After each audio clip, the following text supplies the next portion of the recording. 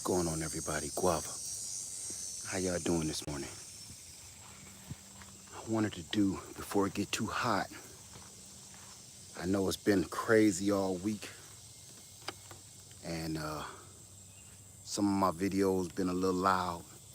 So today I'm gonna kind of keep it a little on a low tone, and I want to show y'all my tropical garden. I'm gonna take you on a little tour. I hope I can take you all the way out, but I'm gonna do my best to take you on this quick little tour. And I was recording something earlier, but I ended up recording about a half an hour of video on tasting my avocados. And I was like, I gotta go live because I'll be talking on this thing because it was just so much to say and it was so many answers that I had for people. So this is what I'm gonna do. I'm gonna release that video anyway. I know, right? See vision. I'm gonna release that video anyway, and whoever wants to watch it, it's long. I think I recorded about 30, 45 minutes worth of footage, but oh my God, is it worth it? That's the only reason I kept recording, because it was a one in a lifetime situation of me growing this avocado and eating it and describing to you everything about it. From the ground up, I described everything. And if I would have knew, I would have went live. But I had no idea any of that was going to go. I got on my pajamas right now, and I just started recording. So we're going to get right into this. Listen, I want to start this video. I want to say good morning and guava to everybody. You know, this is early for me. I want to show y'all something. Before we get into the avocados, the mangoes, the lychee, the citrus, before we get into any of that, I wanted to show you guys something. Everybody's been asking me about figs and stuff like that, right? Yo, I got something. People ask me, they say lead, and I'm gonna start with this question that I get asked a lot, especially lately since I've been talking about figs. How early can you get figs off of your tree? How soon will it start fruiting? Let's start there. How soon will it start fruiting? I'm trying to hurry up before the sun burn me up. Y'all ain't gonna believe this. I told you I had something special for you. I have a fig tree growing from God only knows where. The only thing I can think is it's a seedling. Y'all want to see this seedling? I don't know where the hell it came from. I don't know how it got there. The only thing I can think is birds, raccoons, possums, something ate this fig, ate one of my figs, and it pooped out a seed or something or dropped it, I don't know. This is like no other fig tree. I've never had a fig tree like this. So I'm gonna show you, okay? So we're gonna come over here and I'm gonna show you. It's probably better I turn it around here. Do you see this right here? Do you see this fig tree right here? It's just one stalk. I didn't even know, because I was telling Lady Led I need to clear this out. This is my pomegranate that I cut down and it grew back. But watch this. I just want to show you how big this is. Wait a minute. This is how big this thing is. This grew this year. I had no idea it was here. I don't know what species it is.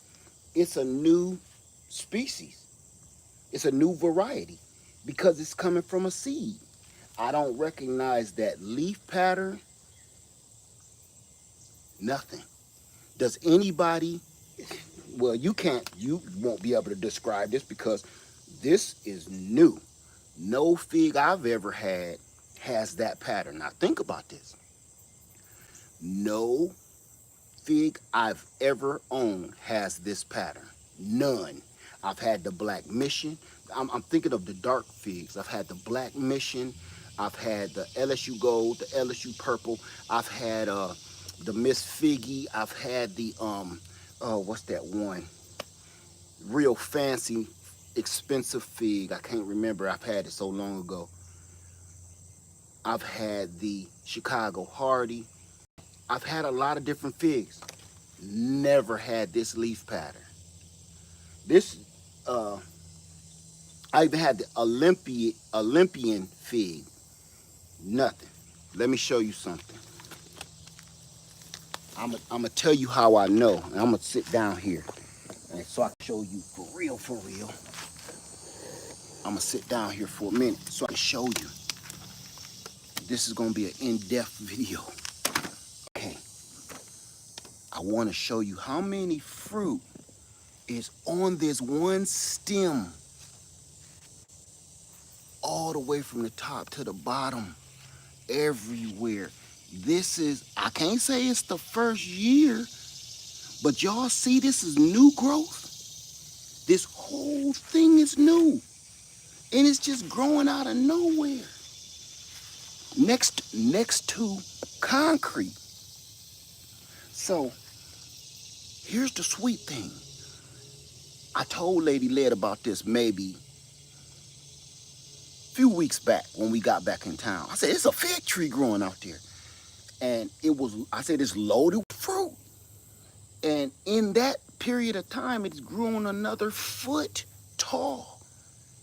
So I came outside yesterday to check out my avocados, got the avocados off the tree. They had fell off. Remember, look out for that video. And I, just like now, there was another fig. See that one? There was another fig ready. It was so ready, like this one.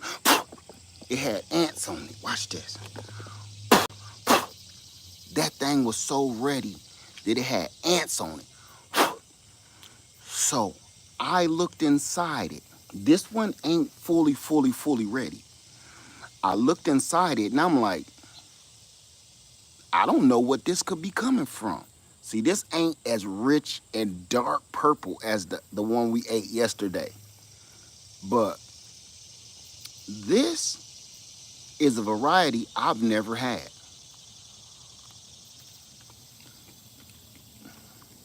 The taste, even though this ain't fully ripe, the taste of this fig, I don't even know what that is. The Chicago Hardy fig tastes like cherries. This tastes like blackberries or I don't even know. But it's so doggone sweet. Let me show you again. I've never had this fig before, ever. This has got to be a seedling from one of the fig trees I've grown before. And it just sprouted up out of nowhere. It had the perfect environment, I guess. And next thing you know, here we go. I've never owned anything like this before at this house. Never. This is totally a whole new variety of fig. And I'm gonna call it the lead fig because it's definitely clearly a seedling and it's a new variety. This is the lead farmer fig.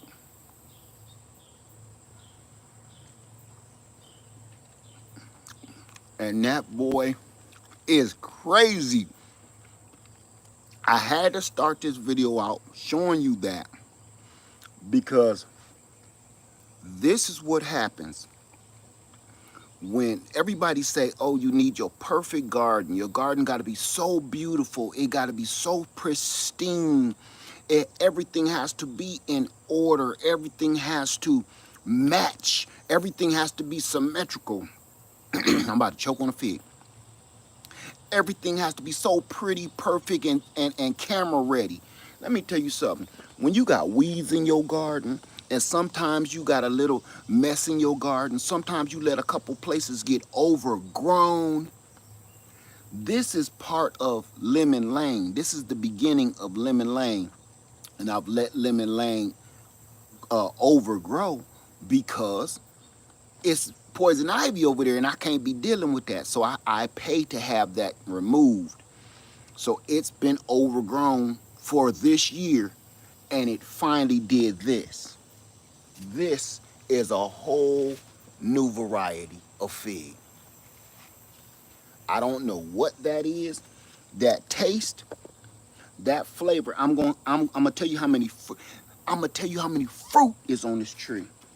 We ate 2, so that's 2. 1, 2, 3, 4, 5, 6, 7, 8, 9, 10, 11, 12, 13, 14. It's 14.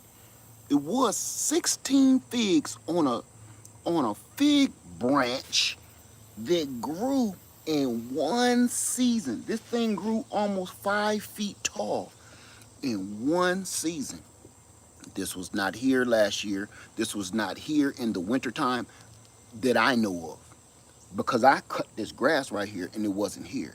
So I'm gonna say this. If your garden is a little messy, man, don't let YouTube content creators tell you that your garden always need to be beautiful. Because here's one thing that I'm showing you right now. Sometimes you find beauty in a mess. Remember that. Sometimes you find beauty in a mess. My garden is not pristine, but look what I just found. I just found something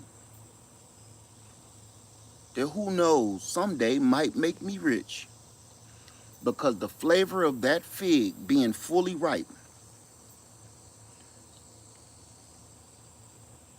I don't know, the flavor of that is killing the LSU Gold. It's actually killing the Mission fig. It's stomping on every other fig tasted I've tasted, even the Chicago Hardy, because that was my next favorite until I tasted this, whatever this is.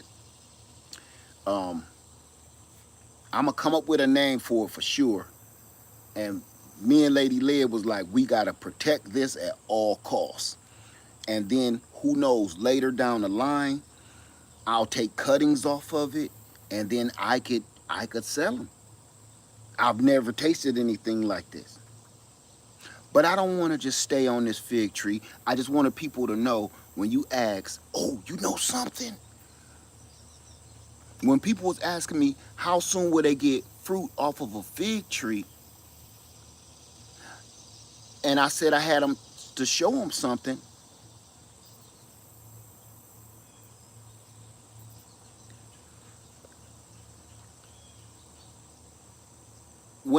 I'm gonna answer that in a minute. They say, so I don't know, because this is a new variety. I don't know, because I've never seen anything like this. I've seen figs put on fruit super early, but I've never seen anything like this. And I didn't even count these little baby ones, and it's still growing. Now, the question that I was just asked,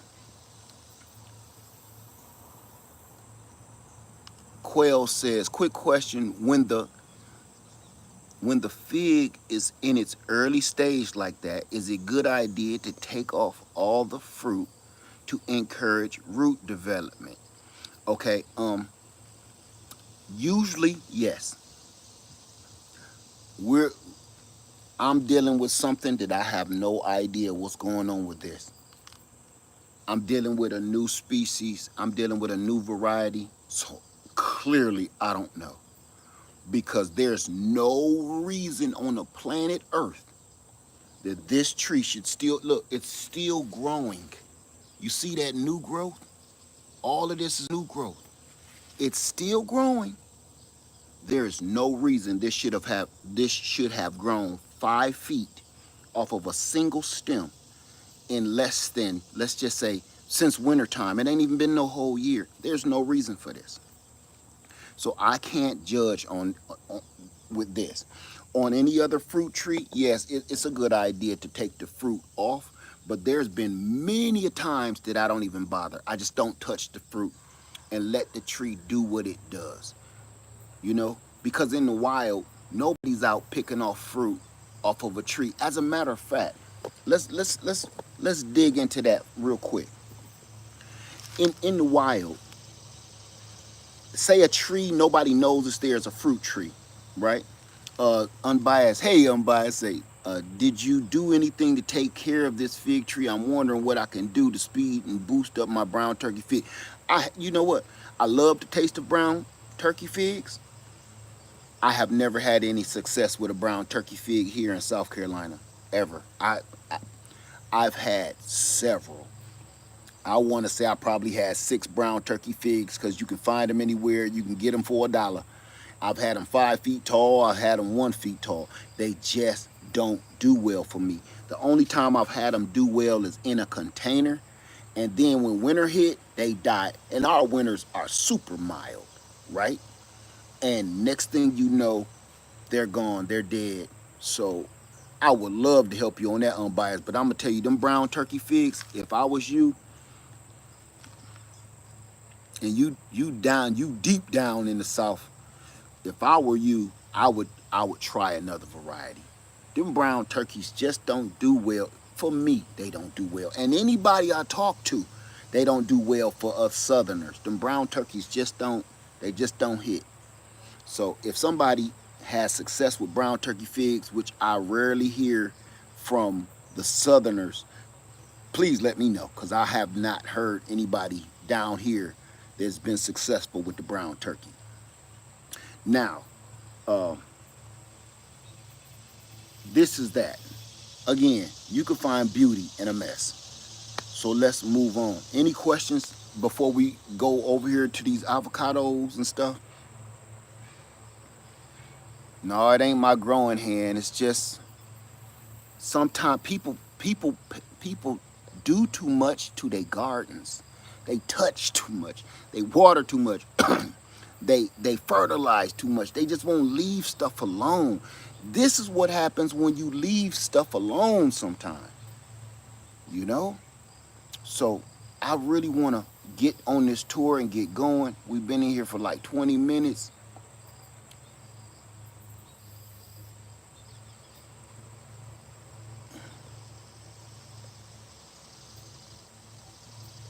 Let me see. I'm just looking for questions real quick. Okay, let's keep it rocking. So, again, this morning I did a taste test video on an avocado. I grow. How many people grow avocados or want to? Anybody? Hey, Callie Homestead, how you doing? Anybody grow avocados at all? I'm just going to tell you this variety and I just forgot the guy's name again. He's down in Florida, and it's 2 of them. Look at this. What are you doing? I've got 3. I got 2. Okay.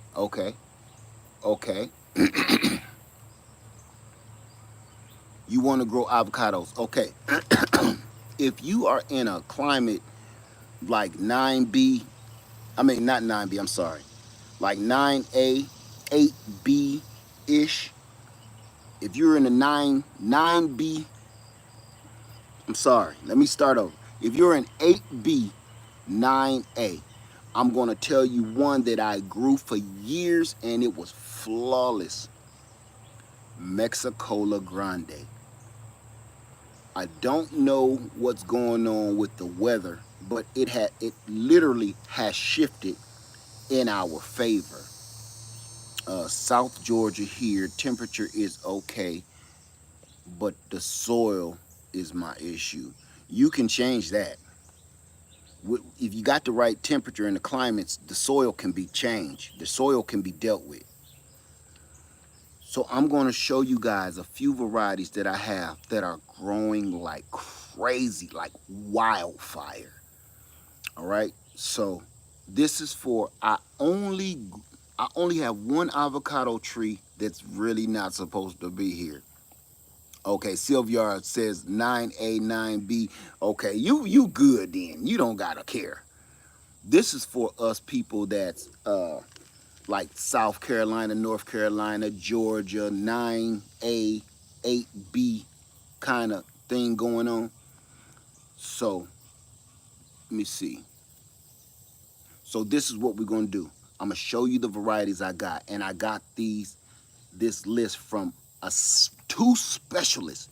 Is one dude named, his name is something Lizard Garden, and he got a whole shop down there in Florida. I really want to say their names, and then I think the other dude's name is Fruitful Garden. The Fruitful Garden down in Florida. Let me see. The Mexico Grande you can eat with the skin, and yes, and you can also do that with the Joey. If you get the Joey avocado, you can Sleepy Lizard. Thank you, them groceries. Sleepy Lizard channel, and they got a store down there in Florida too, but he's on YouTube. And Fruitful Gardens down in Florida. Those are two avocado lunatics. Yes, I've even been to Sleepy Garden and didn't know. When I was in Florida, I've been to Sleepy Garden and Sleepy Lizard, and didn't know anything about him. So next time I go, I'm really going to go shake that man's hand because they helped me, him and Fruitful Garden. So what we're going to do, I'm going to show you the varieties that they said that are great for super cold climates. Come on, pup.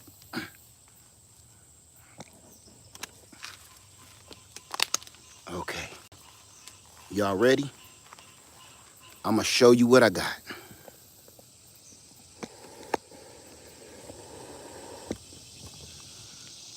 Okay, these are some of their favorite. Now remember, I'm only growing the stuff that works in cold climates that can get down to 12 degrees, 10 degrees Fahrenheit. So I really want to make sure you guys know that, okay? I'm only growing one avocado that really truly shouldn't be here, which is the Haas. Other than that, I'm going to show you the I'm sorry, I don't know what happened. But this monster grew like crazy. I'm back. I don't know what the deal was with this one, but this whole thing, she just went off. All of this, she just went off. So this was the main tree here, and then this whole big giant branch over here grew out of nowhere. And I thought it wasn't gonna get that big, but that thing come all the way out into the yard. The choquette avocado is supposed to be one of the best tasting avocados. It got that buttery, creamy, rich taste, rich flavor that everybody kind of like the Haas, but it's also cold hardy. Now, I'm not gonna start talking about how big they get or anything because I don't know, and right this moment, I don't even care how big they get. I just want them to survive.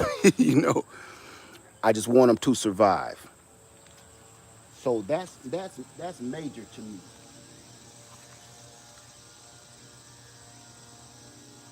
Okay. And now I have another one over here. This is the Brogdon. I'm gonna just show y'all how big these monsters are. You really can't tell on this camera. They're bigger than me. I'm 5'9", 5'10"-ish. I'm claiming that. But look, I'm a big dude. I got them here, and I kid you not, they went bananas. I got, so the Brogdon is supposed to be one of the best tasting. The Choquette is supposed to be one of the best tasting. I've never tasted these avocados. I'm taking it from the pros. I'm talking about, I've did so much research, and I've been growing, you can say I've been growing avocados now for probably 8 years, because I started with the Haas and the Mexicola Grande, and I got that thing from a little baby to trees 3 times bigger than these, giving me fruit. So I know who I need to be talking to and where I need to be getting my information. Now, when I had a Haas last time, a Haas avocado, I'm going to show y'all, I got another one, because I said maybe I just didn't do things right, because they was saying this one can take the cold. This Haas avocado, I bought it and it had flowers on it. And once it had the flowers and the blooms on it, let me break y'all down here. It had the flowers and the blooms, and it actually let them grow, right? It had a couple of fruit on it already. These are the blooms that had on it. The fruit that it had on it over here on this dead branch right here. Wait, let me see. On this dead branch, the squirrels took that off earlier this year. It had like six avocados on it, and the squirrel, you can see how clean that branch is bit off. Squirrel took them from me. But these were the flowers that was blooming, and they actually turned into avocados, and they doing just fine. I just hope to be able to taste those before anything else gets them. Okay? So let's go in here. I'm telling y'all all about the super cold hardy avocados that I got from all of these other people that specialize in this. The Lila is supposed to be the most cold hardy. Now I've had all of these now since I want to say since April, or maybe a little before April. And they've grown probably double in size. So the Lila, Choquette, Brogdon, I'm not going to say the Haas. The, let me see here. Mexicola Grande, I had to have another one. And it's a little baby bird, but I still had to have it. Had to have it. So I'm hoping it does like the one I had before. I couldn't find any bigger than this. That thing is blooming. Look at that. That thing got blooms on it. You see that? Right here. Okay. All right. I told you that Mexicola Grande don't play. And it's just a little guy. Okay. Let's keep going. I got 2 Lilas. My other Lila is back here. And I put her in a bigger pot. She's growing.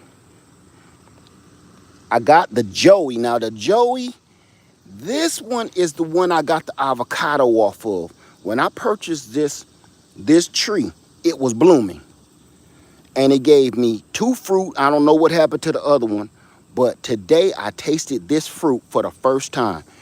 The Joey avocado is black, and it looked like the alien head from Alien. It is smooth, it's shiny, and it's black.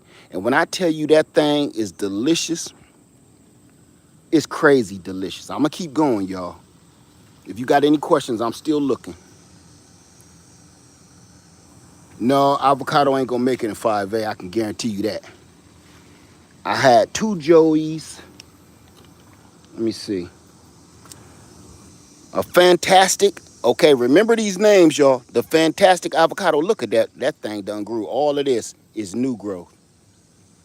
Fantastic avocado. Super cold hardy. If you can see that. The Joey. The Brogdon. And the Fantastic. Remember that, please. If you want to grow your own avocados, remember those names right there. I'm going to name them off again for you. The Choquette, the Brogdon, the Leela, the Joey, the Fantastic, and the Mexicola Grande avocados. That's what I'm getting from the professionals. Now, this is what I want to talk about. The weather, the climate has changed. When you say cold hardy, what's the low temp? They're talking around 12 to 15 degrees Fahrenheit is the low. Okay, and they can take lower temperatures than that for short periods of time. But you're talking about 15, 12 and 15 degrees, what is it, 10 to 15 degrees Fahrenheit is the low sustainably for a lot of them. But for the most part, they can go below that for temporarily. So that's important to know. So that's a good question. I'm glad you asked it because who would know, you know? Let me see. Any questions? Let me see. Anyone successfully grow avocado in Virginia 7A, 7B? I'm going to say a no for that. I'm going to answer for everybody. 7A, 7B, you want to protect that avocado tree. If you're going to grow an avocado tree in 7A, 7B, I would only grow it in a container. And I'm not a professional about avocados at all. I've only been growing the only two avocados I've ever had was Haas and Mexicola Grande. I had the Mexicola Grande for probably 8 years before it finally gave up the funk because I planted it stupid. Get out of there, drinking that nasty water. So that's important. I would keep it in a container and just protect it every winter, bring it inside, put it in the garage, something. I wouldn't leave that outside. Not in Virginia. I wouldn't. So, okay. Now, miracle berries. Any questions about the avocados anymore? Let me see.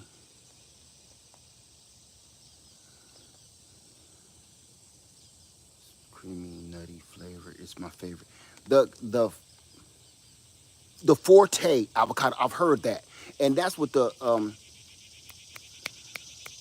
fruitful tree farm down there. That's what he said too. He loves the Forte. I don't know anything about it. I've never seen it. Do any of your varieties of avocados have really bright yellow inside? Have any bright yellow inside? You mean inside the fruit? The only fruit I've ever gotten anything off of is the Joey today, the Haas, and the Mexicola Grande. And no, the Joey has a little slight of the light green, and usually the light green avocados for me when I get them out of the store taste watery.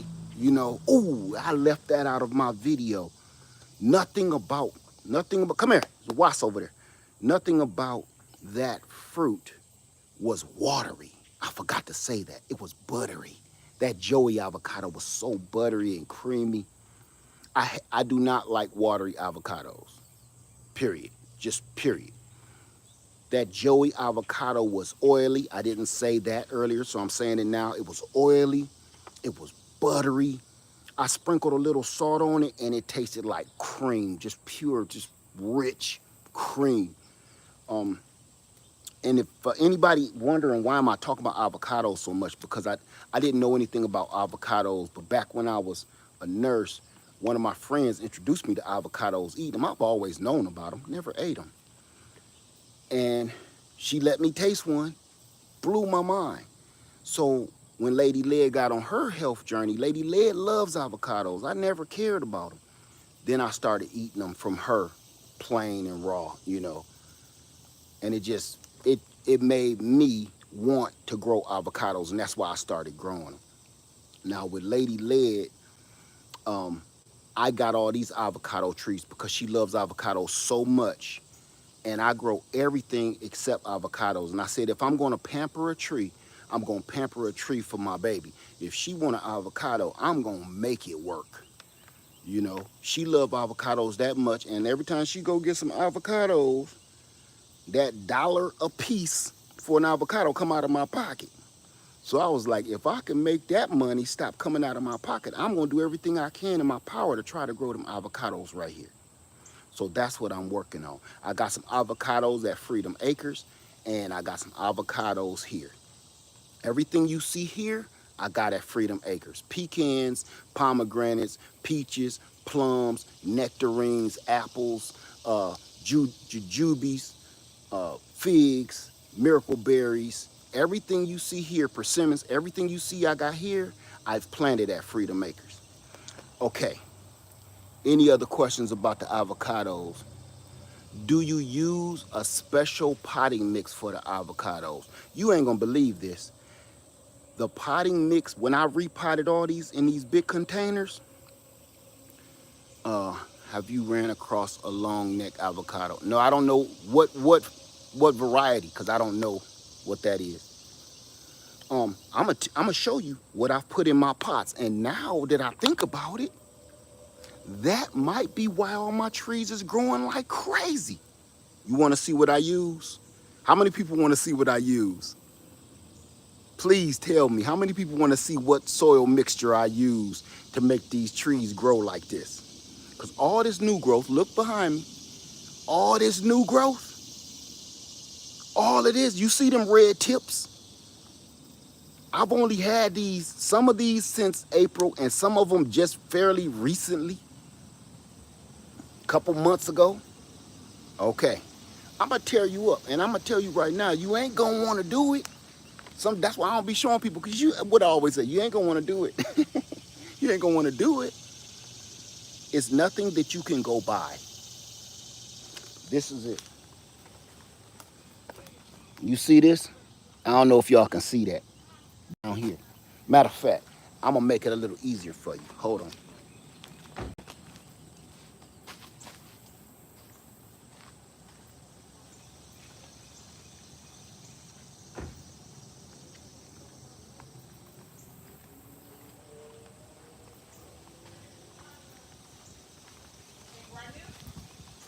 Okay. I'm gonna make it a little easier for you, okay? So you can see exactly what I'm talking about.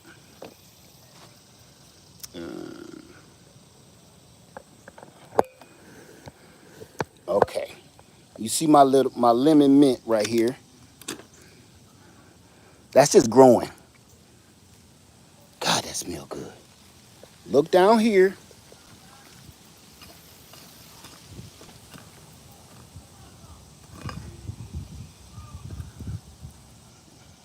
You see that? Everybody see that? You see a little bit of perlite in there. You see a little bit of wood chip in there. It's bugs and worms in there. Everybody see that, right? Okay. Now let me give you my secret. Now remember, it's in every one of these containers that I repotted all these trees in. Everything you see in one of those tubs, I repotted. And the mixture looks the same, don't it? Okay. Look at the mixture in all the big pots. All the mixtures look the same.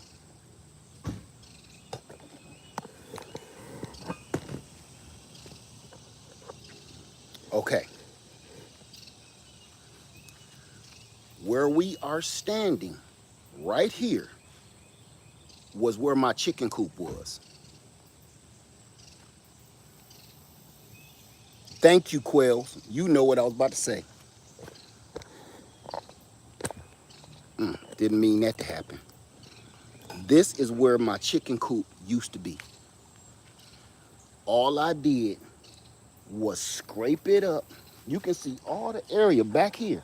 My chicken coop used to be from that pear tree all the way over here to that shed. That's it. So I'm still literally, when I moved those chicken coops, there was over a foot high I couldn't even open the coop door no more. I had to pull it out instead of push it in, because there was over a foot deep by a 10 by 20 area space of compost over the years. And all I do is use it and fill up all my buckets, 5-gallon containers. I ain't bought none. I'm gonna tell you this. I was in Florida and I bought some soil from Lucas. Well, you know, when you buy something from Lucas, they give you a bag of soil for free. That's why I use that for stuff in the house. This is chicken salad, straight from the chicken coop. So everything you see growing out here right now is literally from my coops. Everything. I haven't purchased any soil this year. None. None. Because I know I still got piles and piles of soil out here. Look at that stuff growing. All I do is cut that down, scoop it up, put it in a bucket. So I'm going to keep it rocking. I'm going to keep going. Miracle berries. Miracle berries. Matter of fact, my bees are over here pollinating. I'm going to show you real quick. My bees are pollinating the miracle berries as we speak. You see them?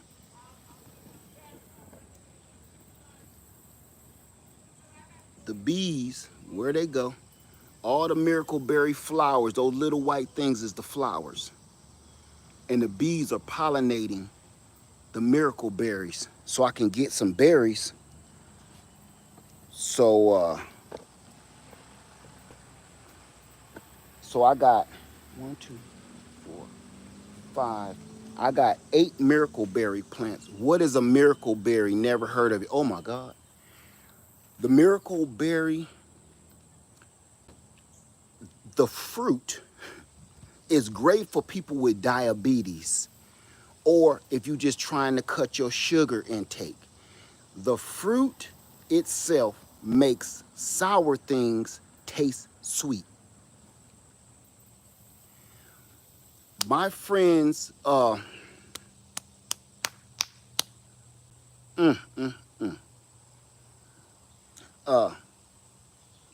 my God, I'm trying to remember what they all always say.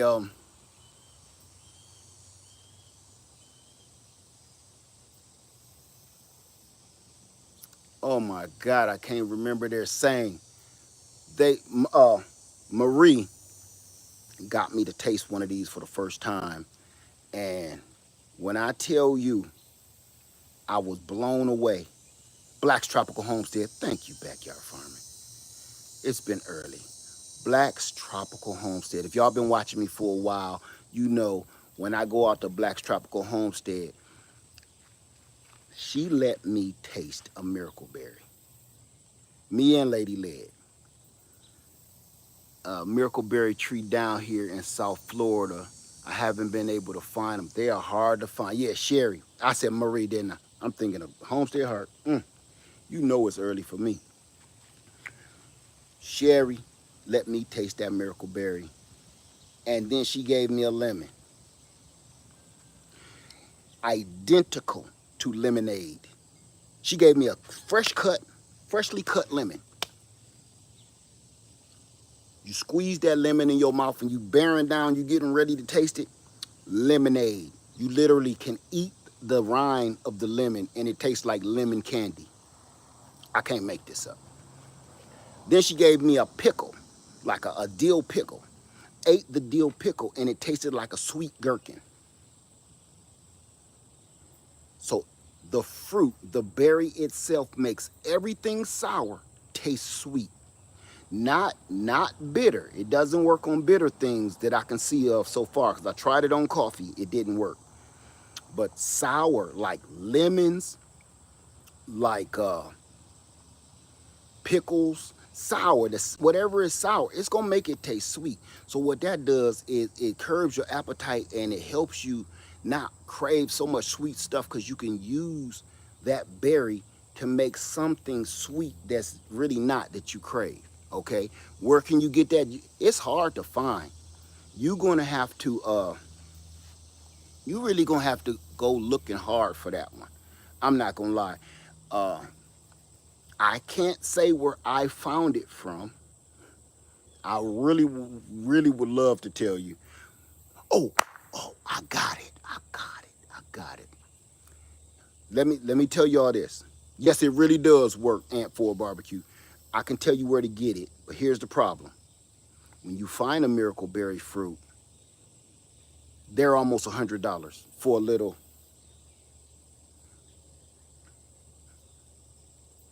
They're almost $100. Let's say in the 80s, high 80s, and they'll come in a little container like that, and a little 2x2 square in the high 80s.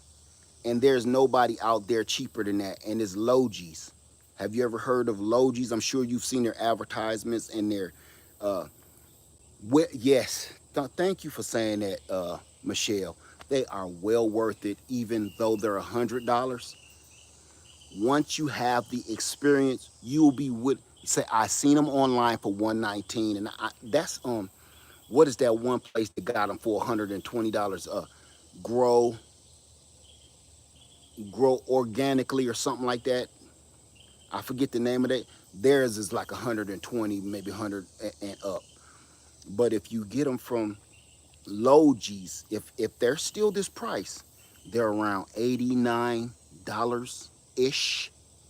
And the part where you may get a little discouraged, they grow ultra slow. Would your chili dog method work on this tree? Yes, my chili dog method will work pretty much on any tree. What size containers are your avocados and fruit trees in? I got them all in about 17-gallon containers. The, well, just say 20-gallon containers. The laundry tubs that I use are 17.5 gallons, something like that. But that's just up to that line. So if you go over that line, you can put another, just say 20-gallon containers. And right now, that's what I grew my Mexicola Grande in years ago, a 20-gallon tub. And then I put it in the ground. I wish I would have never, I wish I'd have did more research I wish I would have studied my ground where I put it better. Wrong, totally wrong. That was devastating. Okay, in Houston, they're around $50. If they're in Houston for $50, you better go get them. Okay, let me see. So, yeah, they're well worth it. Now, okay, everybody, avocados, miracle berry. Now, I'm going to tell you, because I've said this before. I said, I ain't growing no more trees. I got to pamper. I'm retired. And I was like, you know what? I ain't moving to Florida no time soon, I don't think. I can keep going back and forth all I want to, but I can't move there with what I got going on. Can you put them in a fabric grow bag? I wouldn't put a pair of my work boots in a fabric grow bag. We keep having that discussion. I hate those things. I wouldn't put my work boots that I stepped in some dog crap in a fabric grow bag to do anything. I wouldn't use my money. If somebody gifted me some grow bags, I gift it right back. I kid you not. I had a whole thing about that earlier this year. I hate them. I think they're ridiculous. I know a lot of people love them. I can't stand them. I think they're a gimmick. I think they're a crock. If you're going to get a grow bag and set it on a tarp and never move it, they're great. But for the price of a grow bag, you can just go get a Rubbermaid bucket and put some holes in it and do that for $3. Them grow bags is expensive and they are trash. Let them sit there for a year and then try to pick them up. Ain't nothing happening. I don't care if you use a dolly. You can use a dolly, a hand truck, a shovel. They gonna tear, rip, and oh, and here's the other thing. You trying to keep them from not going into the ground. The roots bust through the bottom and get in the ground. Anyway, I don't have anything good to say about grow bags. So I hate that I'm being biased. I don't have anything good to say about them. I've dealt with them for years. My wife had them. And I kept telling her, I don't think them work. And she's like, yo, yeah, they work. Da, da, da, da, da. I proved my point. Matter of fact, I'm gonna show you one of the trees that was in a grow bag is this, where is it? Okay, I'm gonna show you. This is a ginkgo biloba tree right here. I bought this ginkgo biloba for my wife. In the grow bag, it just, it didn't do right. You can even see it's still trying to catch up. See those, the leaves is a little limpy and like light green. Now I'm gonna show you the identical. I bought two ginkgo bilobas, two.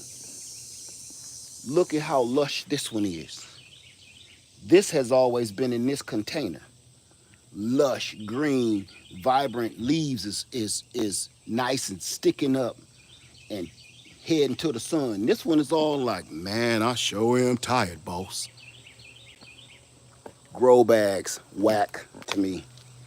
I will re-gift them real quick. Okay. Now, I'm gonna show y'all right now. We ain't even done, we ain't close to done. So hang on to y'all hats. I have a pet peeve, and that is how many people like lychee trees? How many people like lychees? Oh my God. Okay, how many people like lychees or rambutans? How often do you water your containers? Your avocados and your citrus, this is in the citrus realm, these tropical, they don't necessarily need to be watered hard every day. I got a sprinkler that I got from that Lumeri, and it comes on every day, and I got it set for 10 minutes, 15 minutes, and it'll cut off. Just because I'm trying to emulate Florida's. In Florida, I can only speak for Orlando because I got a timeshare condo, and I'm always in Florida. So I know just from visiting Florida on a regular basis, it'll rain for 10 minutes and stop, heat. It'll rain for 20 minutes, stop, heat. And that's kind of what I'm trying to emulate is that tropical, just a spritz and then stop, spritz, stop. Every blue moon I give them a hard watering, but I don't think they care for that very much. So, and that's in the containers. And if you're in Florida, if you go to any of the nurseries, you'll see they nurseries do the same thing. They'll spray and stop. While you walking through their nursery, the sprays will come on, it'll sit on there for about 5-10 minutes, it'll stop. And you're like, why do they keep doing this? They should have did this before the store opened. No. I can tell you one right now that does that. Lucas. If you've ever been to Lucas down in Florida, that's kind of how they got their thing set up. Right. What's your name? Shamira. Like when you go to the produce section in a grocery store and the sprinklers will come on and keep the vegetables kind of sprayed and cut off. Kind of like that. That's what I do.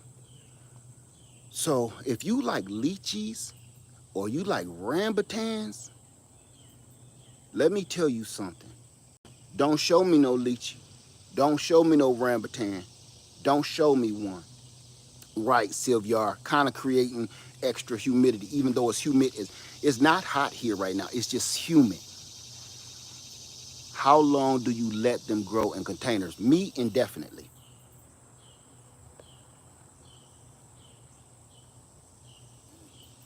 So here's the thing. If you like lychees and rambutans, how many people even know what a lychee is? A lychee fruit. Say, right, I've said that. Thank you. Yes. How many people even tasted a lychee before? Or a rambutan? Say me or no. Say either I've tasted them or never. Never heard of Sylvia. Ain't you in Florida? Sabrina Suburban, yes. L.A. Taylor, no. Just me, yes. I have a tree. Okay, yes, yes, never, no, no, never heard of it. Never, me, never had me, never, yes, no, yes, never. All right, it's a lot of nevers. No, never heard of a lychee, or they even can pronounce them depending on where you're from. Either lychee or lychee, Lychee, and rambutan, Rambutan. No, in Cali. Okay, this is for my people that has never had a lychee fruit or rambutan fruit. Now, this is coming from a man. I don't live in the tropics. I don't live in Florida. Just I'm there all the time. Say a Korean lady put me on. Ooh, I seen. Okay, a rambutan fruit is one of the most beautiful fruits. A rambutan makes a red dragon fruit look like a baby toe. That's how beautiful it is. A rambutan looks like a sea urchin. It looks like a sea urchin with the spikes. When you open a rambutan, there is a white grape on the inside. Y'all gonna make me go to the store and go find some so I can show you. You gotta be kidding me. Cause we got them here in the stores in South Carolina, and I'll find them on you real quick. Say now you can find them in Asian market. Thank you, Katina. If this wasn't Sunday, I would go to this Asian market that I know of and get some. This is what I'm gonna do. I'm gonna show y'all what a rambutan is, and I'm gonna show you what a lychee is. It's this big old grape. The outside of the rambutan is beautiful. It looks like a sea urchin. The inside is the most delicious fruit. I don't even know how to describe the taste of that fruit. There is no taste like that. I can't say, oh, it tastes like a little mango, it tastes like an apple, there is no describing what a rambutan tastes like. It's its own thing. And when I tell you it's the sweetest, most delicious fruit, they say you shouldn't eat a lot of them. Yeah, thank you, Katina. You can't describe the taste. It don't taste like anything you've ever tasted. It don't taste like a cherry, watermelon, lemon, lime, apple, pear, peach, mango. It don't taste like none of them. Right. It has a grape like texture. It's a little Some of them are bigger than a muscadine grape. It got a big seed in the middle of it. Man, it's just delicious. I don't even know another word. So the rambutan looks like a sea urchin, but the lychee looks like a lychee look like you ain't supposed to be putting it in your mouth. It's like a little grayish, greenish. It looked like something off of Dragon Ball Z. You know, it looked like something on Pokemon that the Pokemans is supposed to be fighting over. It don't even look like you're supposed to be eating this thing. But when you crack it open, it looks just like the rambutan, but has another super juicy, sweet kind of taste that you can't describe. They're all in the same family, but you can't describe them. You can't compare them to anything. They just look like grapes, but that's it. Okay? So, right, thank you, Saltio. The lychee looks like lizard skin. It has a hard, crusty shell, just like lizard skin. Thank you, like a reptile skin. And it's something, if you seen them, you wouldn't want it. But see, when I travel, I explore. When I travel, I taste different foods. I don't go and I travel across the country just so I can go to the next McDonald's and the next Burger King. I don't do that. When I travel, I try to become one with my surroundings. Whatever people is eating here, I want to try that. And you'll never ever taste different things if you don't do that. So I try to mix it up. Man, let me taste something. That looks crazy. Let me taste that. Gator, some alligator meat. Might as well. I give it a shot.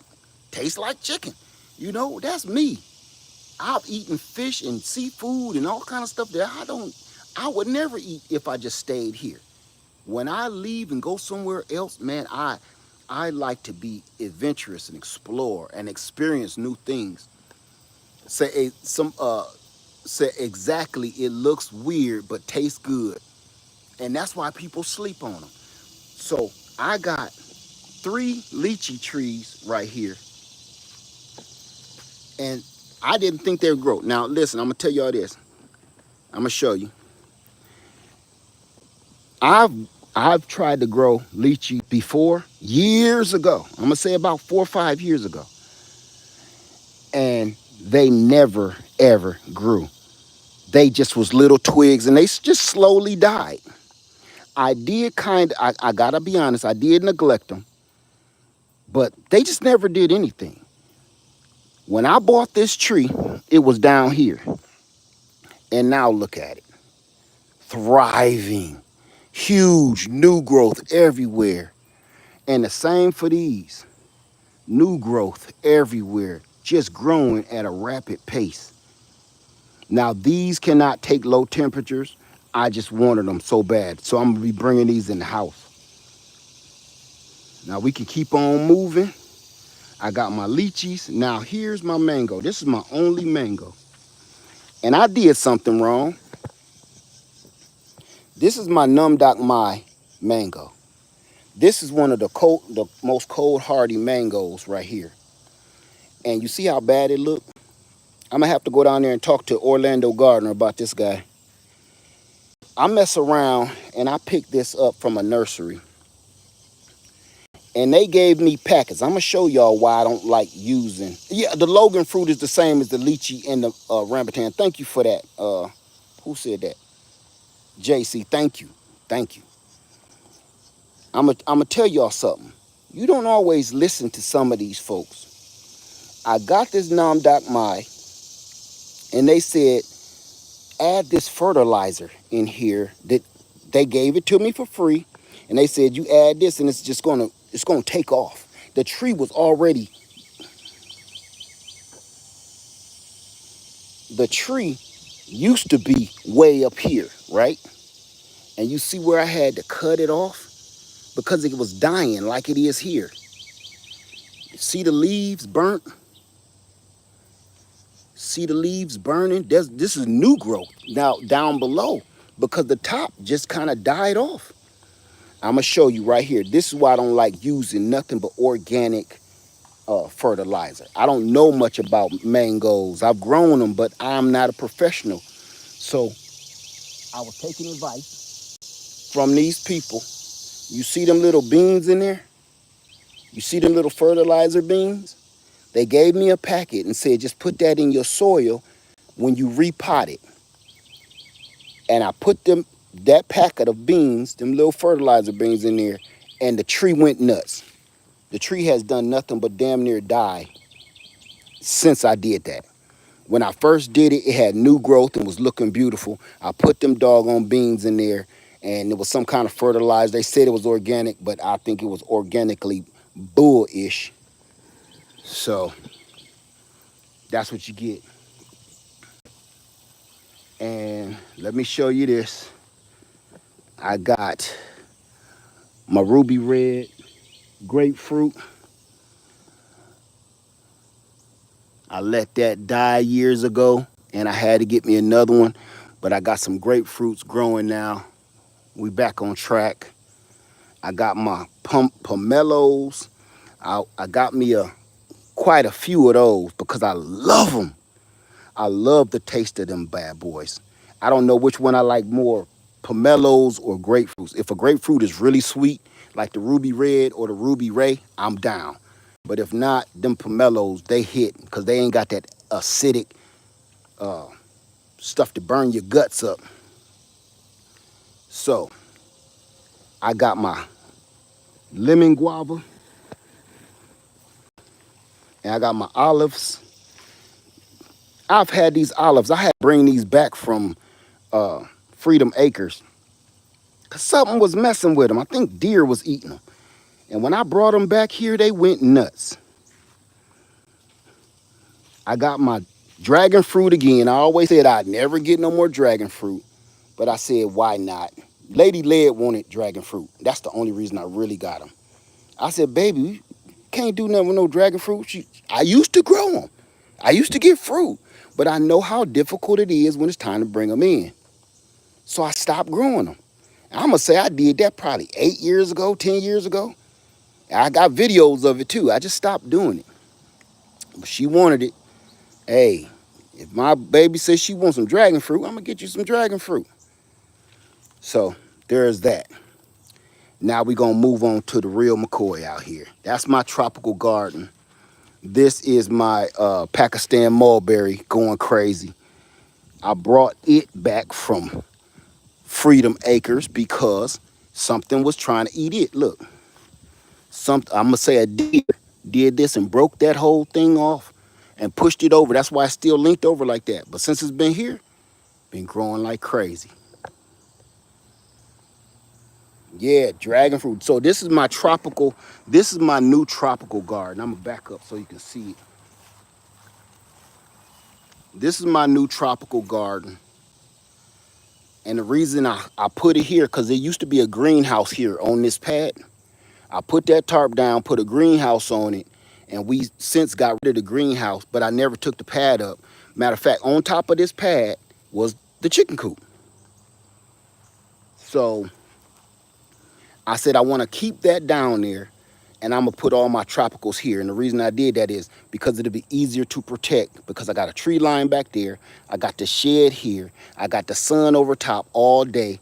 So it's going to keep it warm even in the winter. And if I need to cover it up, all I got to do is drop a tarp from that rooftop, that ledge, and bring it all the way down in an A-frame and cover it up. It'll be easy. And then put a diesel heater inside. Easy, easy, easy. So that's why I did that. Now, let's try to make it over here. I'm really proud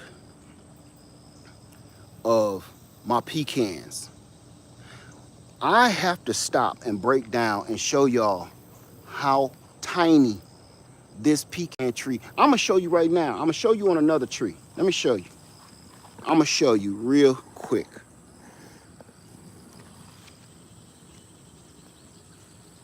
Okay.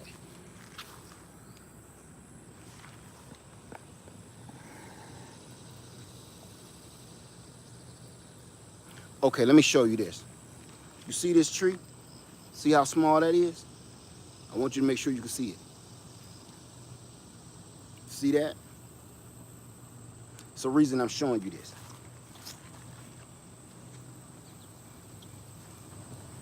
Because that's what that pecan tree looked like maybe 4 years ago. This one. This big monster.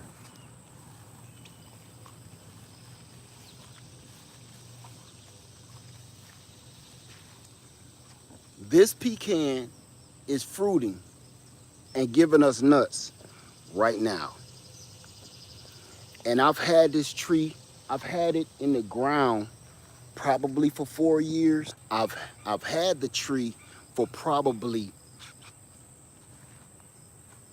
5 years, 6 years, and it was in a little container like that. I got tired of moving it around, moving it around, moving it around. I used to have bananas, and all my tropical garden was right here. Non-edibles, non-edibles. The only thing edible was in this tropical garden was bananas. Everything else wasn't edible. It had elephant ears and all that kind of stuff, right? So I just set the doggone, I set the little potted tree right here on the edge of the garden. I didn't think about it.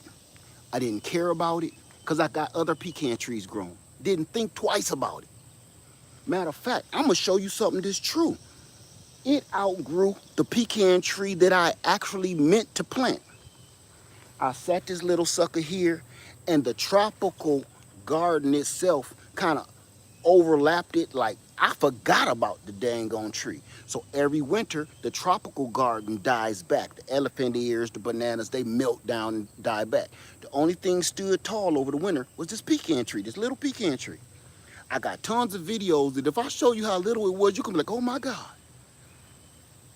This thing, one year, just went crazy. Every year, it grows another 4 to 6 feet every single year.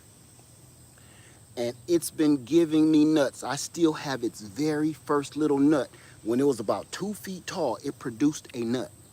I have the date written on it and everything, and it's in my house, in my bedroom, in my safe with my protection. I can't make this up. Now I want to show you. Everybody say, you need to wait 15 years to 20 years to get pecans off of a tree. That is a lie. Let me back up. It's not a lie. That is a misconception. The reason why I say it's a misconception is misinformation, because you can get fruit off of a pecan tree or a nut tree way sooner than that. You're getting information from pecan farmers. Pecan farmers are saying you can't get a profitable crop until about 15 to 20 years. And I need to state that because I get that a lot when people say, how soon do a tree fruit, Led? Depends on, are you farming? Are you just a backyard grower? Because me and Lady Led been getting nuts off this tree for years, enough for us to sit and eat a bowl of nuts. I've showed y'all before. And now, this year, we're gonna actually have a harvest. If the squirrels don't get us first, we're gonna have a serious one. Let me show y'all right now. I'm gonna try my hardest to be able to zoom in on it. Let's see.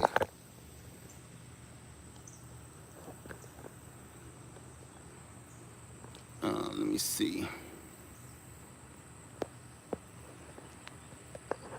It ain't letting me zoom, y'all. There we go. It's nuts all in here. Let me try to go up. I'm trying not to shake my hand too much. It's nuts all over the place. Even down low. Even down low. Healthy ones too, non-diseased. This is the Elliott pecan. So this produces smaller pecans, and they're all in the tree. You can see them all over. I could do this all day.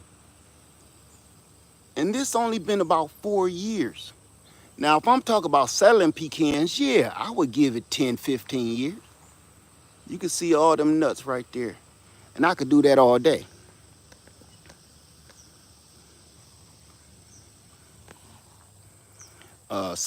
Many misconceptions in agriculture and some international misleading to shape futures in farmers market.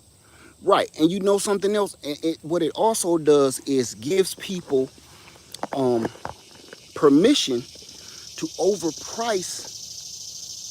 Get away from there. It gives people permission to overcharge for their fruit. Because if a farmer tells you, man, it was hard to get this fruit, it was a rough year, and it took us 25 years to get this crop, he can charge whatever he wants for some pecans, because that's how much pecans are in everything. The oil, the fruit itself, pecans are, we need pecans. So he can charge whatever he wants. So if he can give you a sob story, he's gonna do that. I'm not saying he's wrong, because as a farmer, he might be telling the truth. But I'm telling you, as a backyard grower of a pecan tree, it don't gotta be that serious. This did this in 4 years. Now I'm gonna show you another one. This was an accidental planting. And by the way, to end that story on this tree, it was in the same size little pot that was. And it busted through the bottom of that pot. So when I went to go pick that tree up and finally move it, it wasn't going nowhere. I just left it. Probably because I was tired, I was hot. I didn't feel like digging it up. I just left it there, and I left it there. Every year I said, damn, that thing is growing. Here we are now. Can you believe that? That's why I be telling you, man, just because your garden is messy don't mean that your garden ain't productive. I hate when people say that. That makes me sick. You want to make me sick? You know what? I've heard this too. I've heard this. I've heard this saying, your garden is a reflection of you. You're gonna fucking lie. Your garden is a reflection of you. Now, that the reason why I'm saying cut that out is because that too is a misconception. That too is a misconception. And people will take that however they want to take it. They'll take that as just because your garden is messy, you messy. If you know, and that's couldn't be the furthest from the truth. Sometimes priority takes over. It's that simple. But here's the other part. I just showed you how many beautiful things come from a messy situation, right?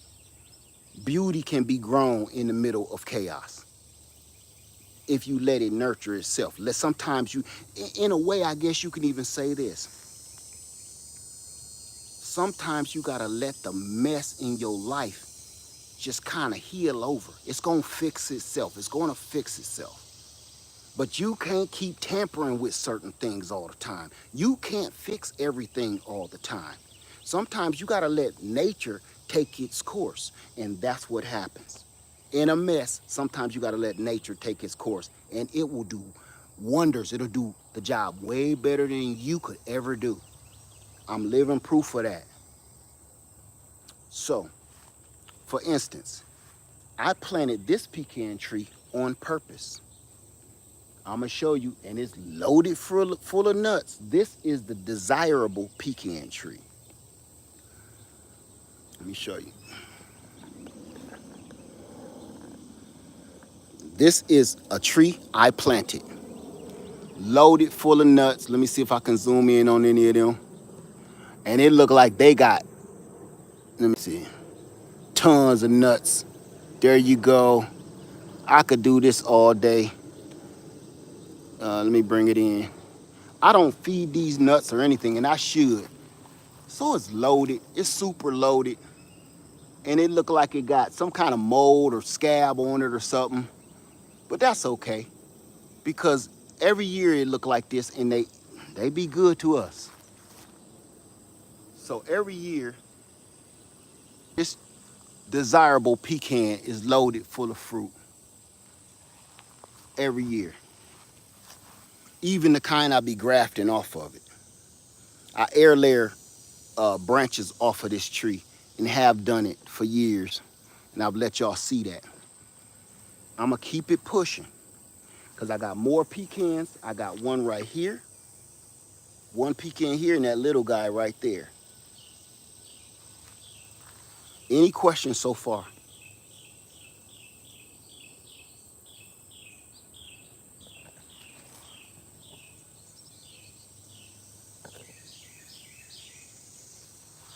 Leg, can pecan trees grow in area 6B, Pennsylvania? I don't know. I don't know. You might want to do some research on that one. I'm not quite fully sure about that. Uh, I'm not sure, because I know y'all can grow walnuts, but I'm not sure. And as usual, every year this tree just, if you don't know what a tamapan persimmon is, let me show you. I can show you better right here. This is a highly sought after persimmon tree. The Tamopan persimmon. Tamopan. This persimmon tree, I bought this on a fluke. I thought I was buying a Fuyu persimmon, and it had 2 tags on it years ago, and it was a Tamopan. It really was a Tamapan. Let me show you the close up on this fruit. It looks like an acorn. It's a persimmon, a sweet persimmon. It is an astringent variety, but it gets really big. It's by the end of the season, it's gonna get really big. It's gonna be about the size of a giant tomato, and it's gonna look like a giant acorn. You see how they grow in clusters? And every year, this tree puts out fruit, just like this. I did not think it was gonna fruit this year. I just didn't. Every year, it does this. Every single year. And this is the tallest persimmon tree I've ever seen. This thing is reaching 20 feet tall. And I don't know how to handle that. I'm just gonna let it grow. Just let it grow, you know?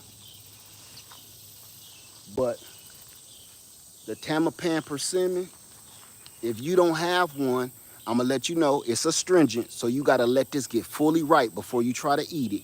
So that means let it turn into like jelly before you go trying to eat it. And let me let my puppy in the house. She scratching at the door. She might be thirsty. And then we gonna continue this.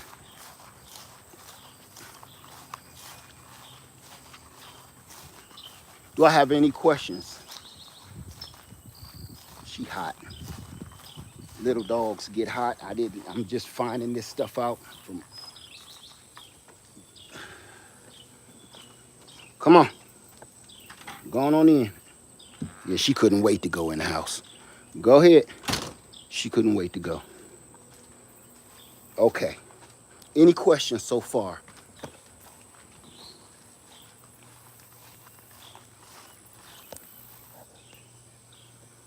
Say, what happened to the chickens and the dumb turkey? They are at Freedom Acres. As a matter of fact, I got 2 chickens here that I hatched out. And I'm gonna make a small coop for them too. I don't want them with the other ones. I want them to have a small coop that I'm gonna build right here and a small run. Just I'm gonna keep no more than 4 hens right here. And that's it. The rest of my flock is on Freedom Acres. My blueberries, it's my blueberry patch here. Y'all saw me take a lot of the blueberries to Freedom Acres. So I got a blueberry patch there. And let me see. Any questions so far? Let me see. I got the what happens to the chickens and say I'm back. Okay, let me see.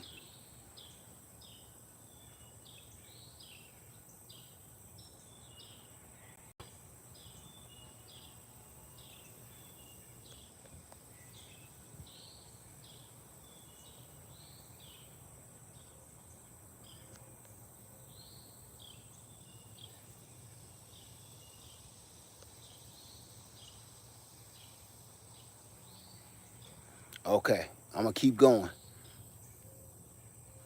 Can I come live with you and work for food? Somebody said Freedom Acres. Yeah, Freedom Acres. It's a mythical place. It only where legends and dreams are born. I don't think I'm gonna be able to take you to the bananas, but my bananas are growing. This is my banana row. Uh, all my bananas is going around my island. This is the lake. We had to empty and drain the lake out because the storm would have flooded my house, would have flooded all of our homes. So we let that water out. And now the gates are still open because it's still hurricane season. They talking about we about to get another hurricane coming in. So this is Rasputia. Let me show you the bananas first. Let me show you the bananas first if it'll let me. If it'll let me. I've let this get overgrown out here. This is actually Easley Island. This is an island in the middle of a lot of water. And I gotta come out here and handle this. But here's Here's my bananas. And this is a tree that this is the blue Java, the ice cream banana. I don't know if y'all can see that okay. Let me make sure. Yeah, you can see it. This is that ice cream banana. I never fed it or nothing. So the only thing was feeding this was the water from the lake and the nutrients from the lake. So I only got that short of rack and I cut it off because it was just letting out these little squishies that was just gonna sop up the energy. And then we got Bonita, my original first ever persimmon tree. This is Bonita, the beast. And she was loaded full of fruit. I don't know what happened. She probably dropped them so she could grow some more, but she was loaded. But everybody knows she got caught up in a tornado or a hurricane or something, and she snapped down to the root, maybe, shoot, 6 inches up, and she grew from that, and she's back. But while she's been gone, I'm not scared of snakes. I don't care about that. That's silly. This took her place while she was gone. I ain't gonna say took her place. This was holding down the fort while she was gone. This is Rasputia from Norbit. This is Rasputia. Because she's a big old, I'm gonna back on up. I'm trying to put her whole body in the frame. She's a big old, mean old girl.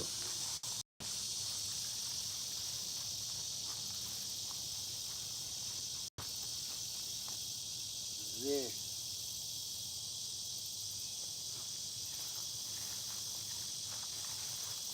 That's full of persimmons. I let it just drape. One branch broke a year or two ago, and I said, you know what? I'm gonna prune this tree. I never did.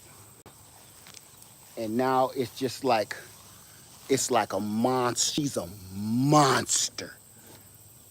I think I know why she got so big. I think she got this big because she knew Bonita was coming back. So she's showing off. This tree gotta be every bit of probably 20 to 30 feet wide and maybe 15 feet, 15 feet tall. All of this, every year y'all see, I have a little contest to say how many 5-gallon buckets of fruit you think I'm gonna get off of this every year. We gonna play again. So y'all, I'm giving y'all a heads up. Everywhere. It's fruit literally on the ground. This is how she grow. This girl she's a monster. She's literally a monster. This has got to be one of the most productive trees. And when I tell you, I could feed my neighborhood with this much fruit, I'm not kidding, I'm not exaggerating. I could feed all my neighbors with this much fruit. You got to have a persimmon in your yard. My chocolate persimmon and my coffee cake persimmons, they don't grow fast at all. They just start producing fruit maybe a couple years ago, but they don't grow fast as anything else. Persimmons already grow slow, but nothing grows. I've never seen nothing grow this slow. This is my coffee cake persimmon. No, it does not taste like coffee cake. It's just the inside turns really dark, dark brown when it's been pollinated by the chocolate persimmon. I can't remember which one is astringent. The chocolate persimmon is non-percent astringent. I can't remember, but I think this the one. And they look like acorns. They look just like a little acorn, if you can see that. The deer only mess with these. They never mess with any other of my persimmons. Then of course, y'all know I got my beehives. So I got my honey makers out there. Not my money makers, my honey makers. I got more Asian pears, Fuyu, I mean not Fuyu, but figs, LSU Gold, LSU Gold, another pecan, apples, another pecan. We gonna come around here because I'm so happy for this thing. This mug is really starting to ripen up too. Watch this. Oh man, this thing looking beautiful. This is my jujube tree and it's starting to ripen. See them turning brown? That's them ripening up.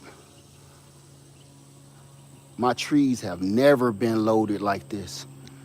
I've had jujubes before, but this is the most fruit I have ever gotten off of this tree.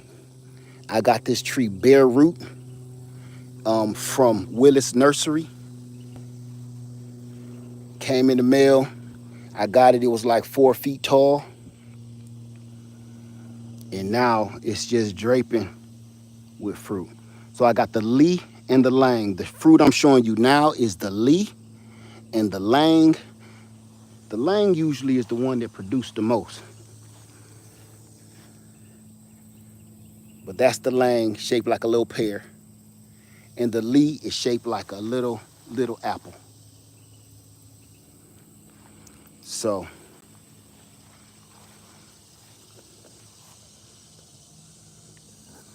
any questions? We're gonna round this out. Any questions so far, y'all? We've been on here for a while. And I'm gonna just sit and take a few questions and we'll call it a day. So this, before I go, I see a question I'm about to answer. This is gonna be my new groundbreaking opening garden. This is gonna be my fall garden right here.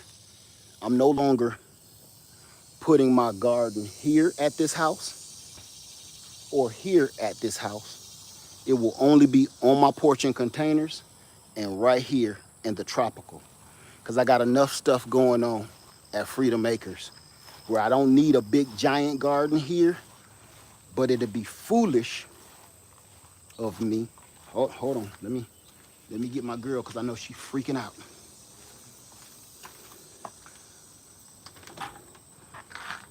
Come on, I know you looking out the door, come on. Okay, I ain't going down there, come on, you ain't gotta go down there.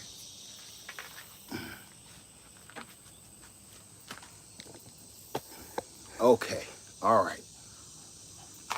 Come on, baby, come on. There we go, there we go. Okay, so I ain't leaving you.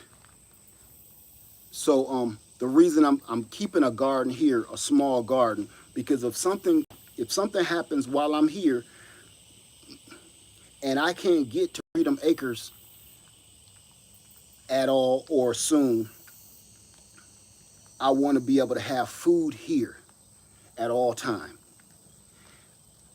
Before I was digging up all my trees because I was going to sell this house. I'm not selling my house, even if I got to give it to my children. Because I'm going to answer that question in a second. I'm not selling my house. This house is worth a lot of money and I didn't pay nothing for it. I paid drug dealer money for this house. And it's a very nice house. I ain't selling this house. I'll be a fool. When I build on Freedom Acres, I'm building Freedom Acres out of my pocket. That's why I'm so broke. I'm not gonna charge anything. I'm not getting any financing. I'm trying to build Freedom Acres up with my hands and straight out of my pocket. I'm not trying to finance anything out there unless it come to, if I finance something out on Freedom Acres, it gotta be like $10,000 and less. Something that, okay, if something happened, I could just pay that off. I'm not financing anything over 10 grand, period. Okay, let me go back and get these questions set. Elderberry, do you have them still? Yes, they're on our website at easilygrowngarden.com/products. Go over there and order as many as you can before they're gone. Okay, I'm trying to get back. Let me try to get back. Will you be offering cuttings again in the future? I'm offering cuttings right now over on easilygrowngarden.com/products. Let me see. Okay, the analytic garden question. Lead, my brown turkey fig is in a 20-gallon container and her fruit stopped growing. Why? I had a whole conversation about that maybe an hour ago. I am no good with, if you're down south with me, we don't grow brown turkey figs very well. I don't know where people keep getting brown turkey figs from out of the store. I do not think they're grown here in the south. If somebody in the south is growing brown turkey figs and is successful with it, please show me.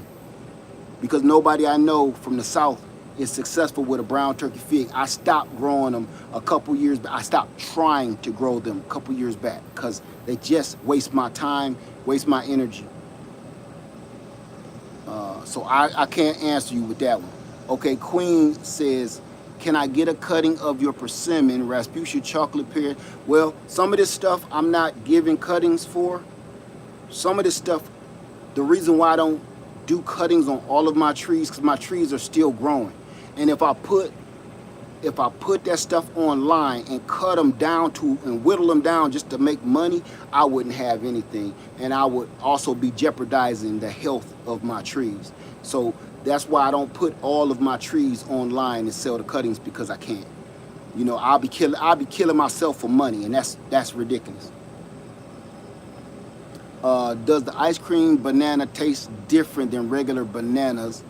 It just tastes like a little creamy taste. You know what? I've never tasted an ice cream banana that just blew my mind. I'm not saying they don't. I'm saying I've never tasted an ice cream banana that tasted like, they say they taste like ice cream.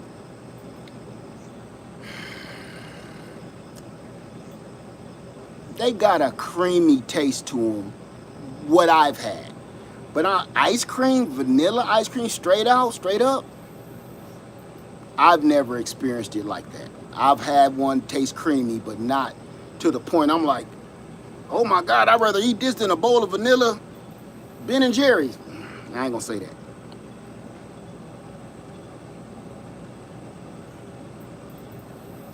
The diversified farmer, brown turkeys are sensitive to nematodes, heavily mulch plant next to a chicken pen. Man, that's where mine was, next to my chicken coop. 2 of them were. I just don't, I'd rather not bother. A fig should not need no pampering. That's my word. A fig tree should not need any pampering. A fig tree is the thug of the gardening community. A fig tree is the thug, it's the Tupac of the gardening community. It's so hardcore, this mug can just grow in a pile of crap and be cool. Not a fig tree shouldn't need all that pampering or that attention. I got fig trees growing in the sidewalk right here. I'm not about to do that. But I believe you. Let me see.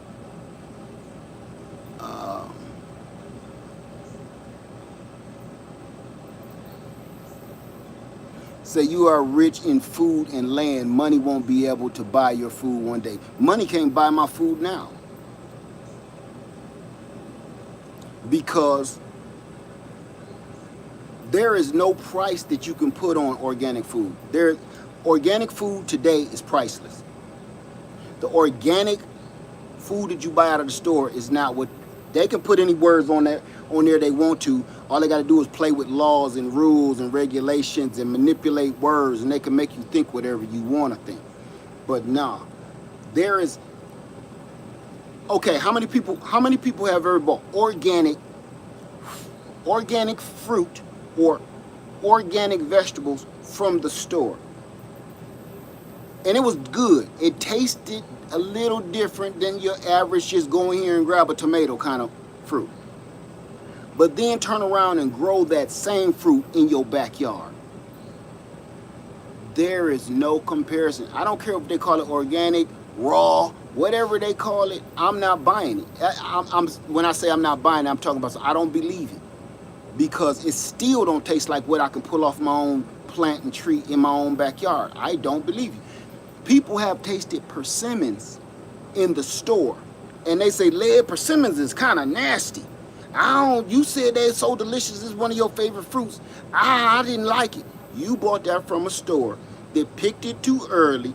That the sugars and the sweetness and the flavors wasn't able to come out. It's been shipped from Mexico or southern Florida or something, and in a cold freezer truck, and then they plopped them on all the grocery stores in your environment. That's not organic raw food. You want me to show you organic raw food? Let's show them, Pup. I'm gonna show you organic raw food. Here you go.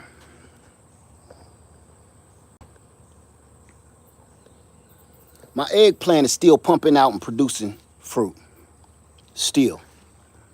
That's organic. That's raw. My peppers still pumping out. Organic. Raw. Real food. That's organic. That's raw right there. That is organic. That is raw right there. Period. That's the end of that whole lesson. That's organic. That's raw. There is no flavor that can compare to that. None. Even if you buy this out of the store, it's not going to taste like that. And it's free. Buy once, eat forever. Buy once, eat forever. Because you can take this pepper planting and all of your pepper plants, bring them in the house and take care of them like house plants. That's why I like my peppers in containers now. I don't think I will ever probably put a pepper in the ground ever again. Say, is that what happened because that persimmon was so bitter and dry? If you ate a bitter, dry persimmon and it was shaped like an acorn, you probably had it was an astringent. If you said it was bitter and dry, you ate a astringent persimmon. What is the PVC pipes used for in your plants? To hold the plants up. Let me you caught that. I know what you meant. If you take your PVC pipe, let me show you something. PVC pipe is, I think this is $3 for 10 feet. $3 for 10 feet. So if you cut a bunch of these $3 for 10 feet and you cut a bunch of 4 or 5 feet pieces, I want you to add that up compared to buying bamboo, little garden bamboo sticks that break. I want you to compare that to all of these little raggedy things that they got you buying. So this is what I do. I take the PVC, I stick it on the side of the bucket. I drill 2 holes around on the side of the bucket, and I push a zip tie through and tie that PVC to the bucket. So now my plant will never ever move if I tie it to that PVC. If I want a plant to grow really tall, I'll just make the PVC post taller. It will never waver. But that bamboo, it rots. And this is the PVC that you use for your plumbing, so you know it's good for water and food. So everybody's like, I won't want that. It might be poison. Okay, whatever. This is for your plumbing, if that makes you feel better. So I just started that this year. I've done it in the past and used it for other things, but I said I'm gonna do it in these buckets because my bamboo kept breaking. It's trash. Bamboo is degradable. So, you know, it's a no-brainer. So once I started using the PVC after every storm, do I drill holes to water? No, I don't bother doing none of that. None of that. Do I drill holes to water the plants? What do you mean? In the 5-gallon bucket? Your 5-gallon bucket gotta have a hole in it to drain. Say that answers a question that I didn't even ask. Yes, it's a no-brainer. You know, you can go out and buy a 10-foot piece of PVC, and I think they even got some cheaper than that, but it's not going to do well in the sunlight. Go out and buy a 10-foot PVC, drill holes in the PVC pipe to water. I don't bother doing that. Just go on. That's making stuff too difficult and ridiculous. I've seen that done on videos, and I'm like, I always be like this. You know, this dude to do these videos where somebody do all this intricate stuff just to make like a grilled cheese sandwich. And then the black dude come on there, take the bread, do this, put the cheese on it, put another piece of bread on it, and slam it in the griddle and do like this. I love him because that's me. Everybody go out there doing all that crazy stuff, putting 2-liter bottles in their container. And what the 2-liter bottles and stuff do is just take up space and waste your growing space just to try to water it. And literally, let me show you what I do. This is how I water it. I'm gonna show you. This is how I water. I'm gonna do like the dude. Hold on. I'm gonna do like that dude because I love that dude. He cracks me up because I be like, me and this dude must be related. And you will see people doing stuff like this, right? They'll be like this. And now you can water and get down to the bottom of the root system just by using it, right? And then the dude will see it and be like this.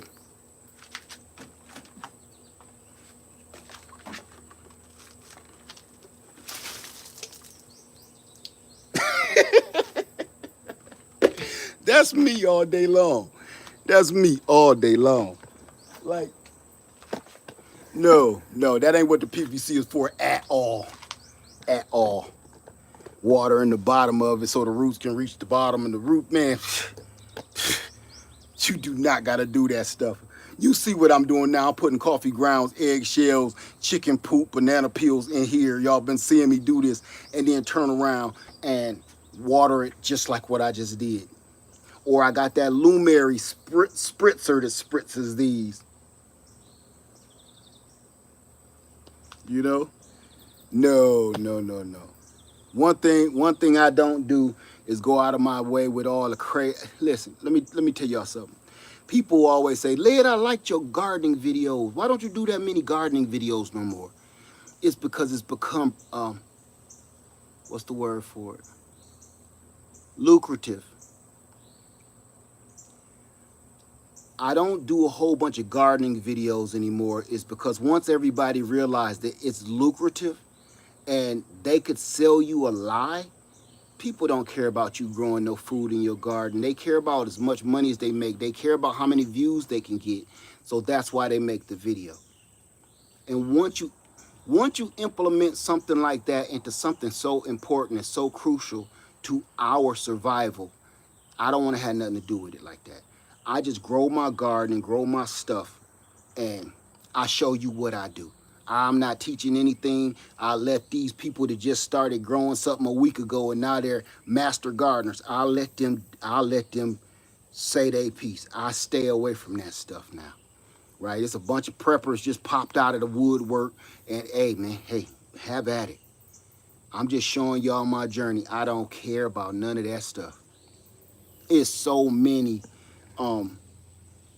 I've seen so many. It's literally thousands of gardeners. And here's my thing.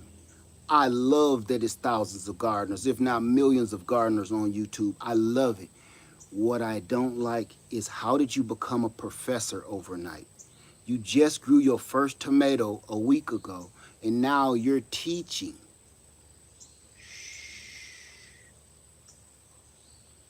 People see straight through that.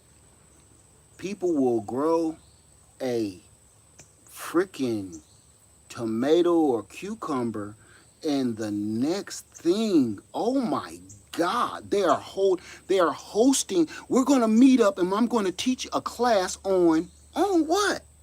I hope you say you about to teach a class on learning something, because you about to teach a class after you grew a tomato a week ago. In one season, you was lucky, and now you about to teach a whole 101 class. That's why I backed off of it. It's just, that's not me. It's weird, and it is what it is, you know.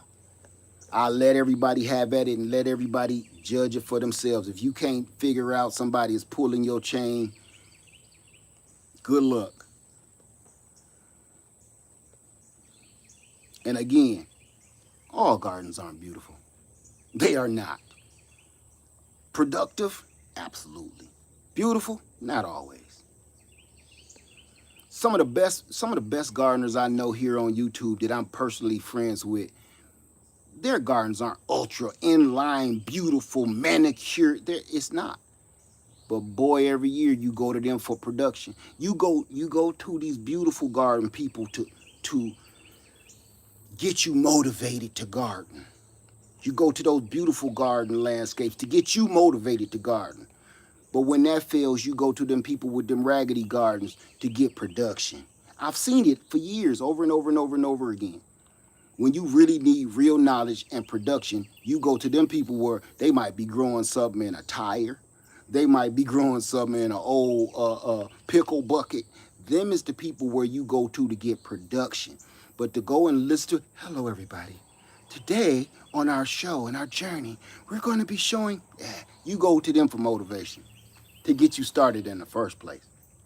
But when you really want to grow some food, you come holler at folks like me, where you might see an old busted lawnmower in the middle of the field. You know, it's a bucket of water there for absolutely no damn reason at all. Like, do you use that bucket to water your garden? No, I just collect tadpoles, and that one, you know, it been there for a couple years. I'm scared to move it because something might be living up under it. But you go to gardeners like that when you want some production, right? I've seen it for years. Those are the people, you see fruit trees everywhere. They walking through the garden eating good fruit and vegetables and stuff while they talking and walking. And, you know, them show gardens where they got wicker baskets and freaking sombrero hats on and their nails is crisp. And I mean, look, hey, to each his own. To each his own. And let me back one other thing up. I don't use no chemicals. I don't use Miracle Grows and all them other chemicals. I don't do it. I already got one ailment. I'm overweight. I don't need to pick another poison. You dig what I'm saying? Pick a poison. You can't be both. T.I. said this in a song. You can't be both. You know, if you're going to be overweight, don't poison yourself too. You know what I'm saying? Pick a poison. You can't smoke and drink. Pick a poison. If you're going to do it. You understand? So I'm like, listen, I got enough situations going on. I don't need to do it. I don't need to put more nonsense inside my body than I already got going on. Pick a poison, okay? So that's why people, man, you know, your plants will grow better, faster, stronger. I'm not interested in growing faster, stronger, longer. Have you noticed? A lot of the gardening methods that you hear about these days sound a lot like the little blue pill commercial. Have a longer lasting garden. Your wife will love it. Come out and pick a fresh fruit. Just add our product, pour it in, rub it in, and the next thing you know, you're going to be gardening all night long. All of the new fandangled bullshit that they got you putting in your garden sounds just like an erectile dysfunction commercial.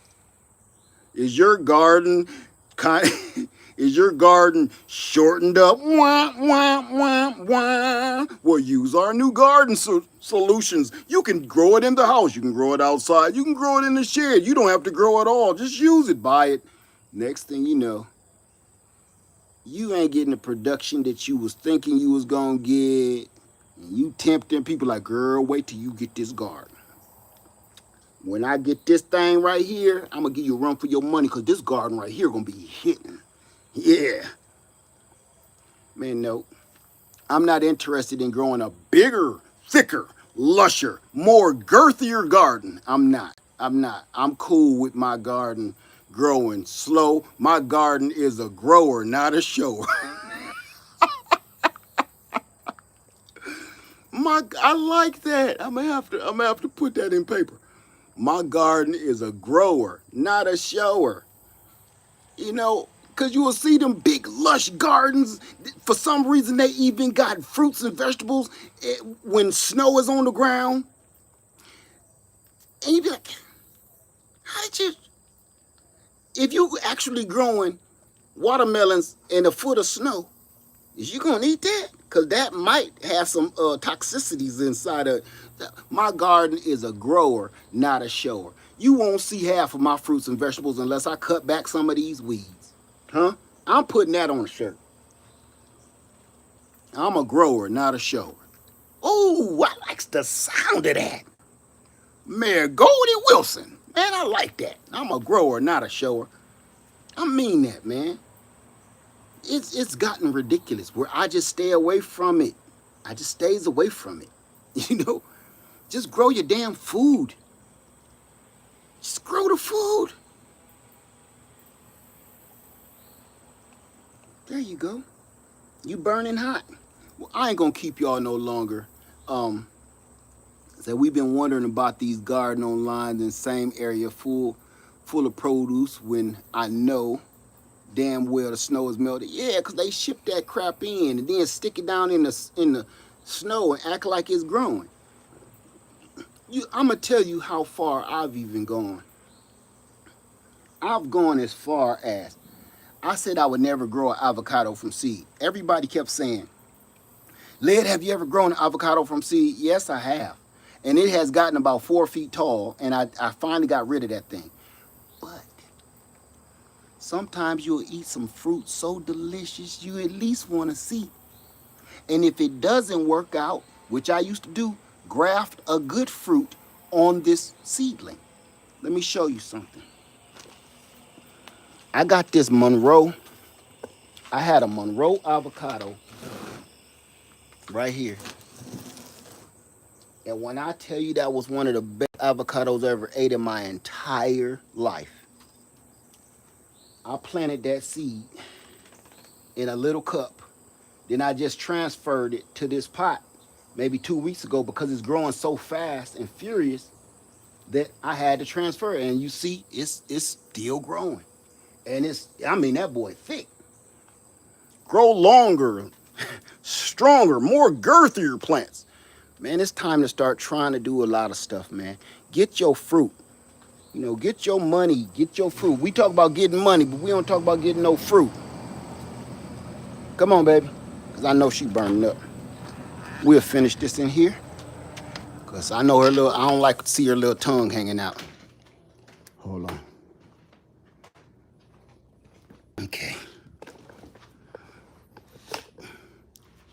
All right. Let me see. Oh, that's right. Just grow your food, right?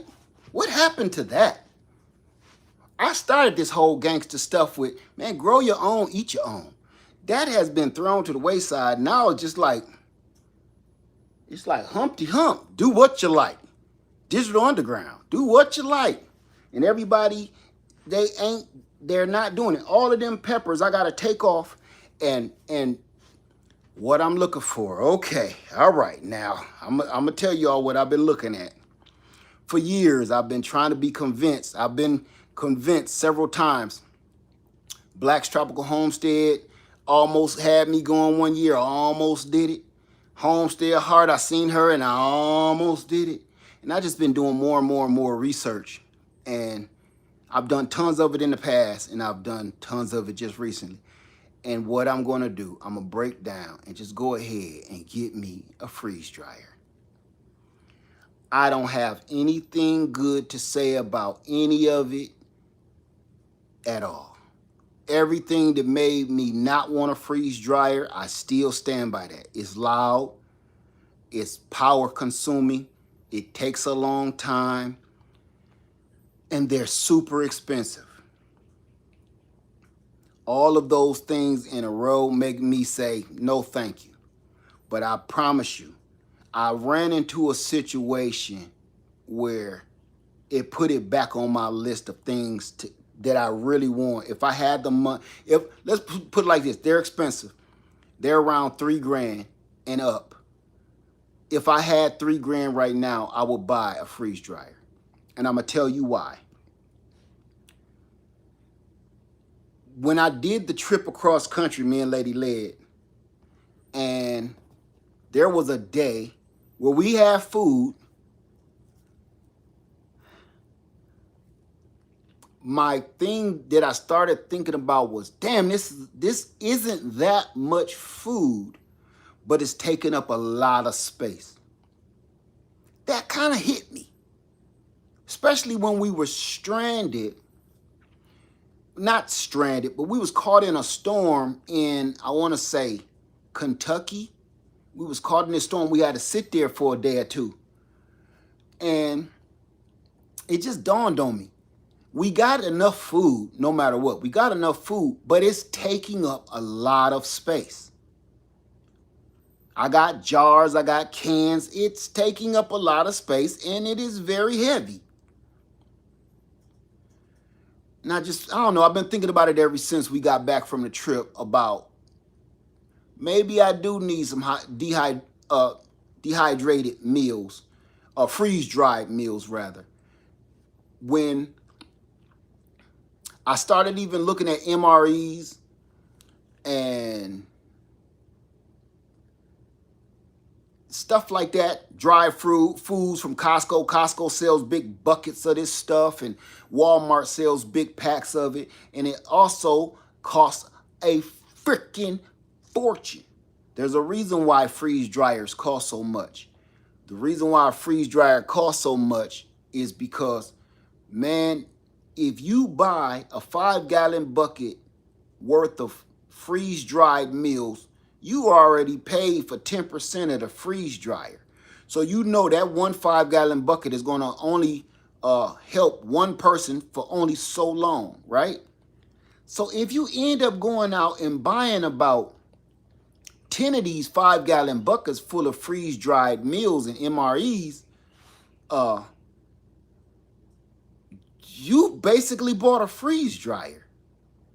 And that's when I was like, that you can keep using. So it will pay for itself over time. I'm not going to say it's going to pay for itself right off the bat, but over time, it will pay for itself.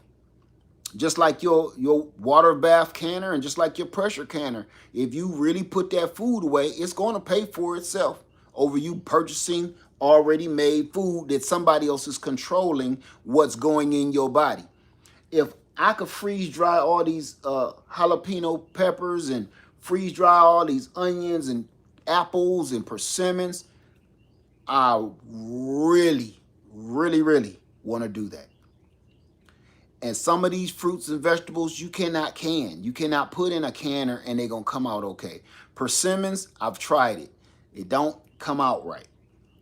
So I really want to, if I can get $3 grand, I'm going to buy my very first freeze dryer. And I already know I'm going to buy it from Harvest Right and everything. I already know what company. I've dealt with a lot of companies, and I'm going to get one.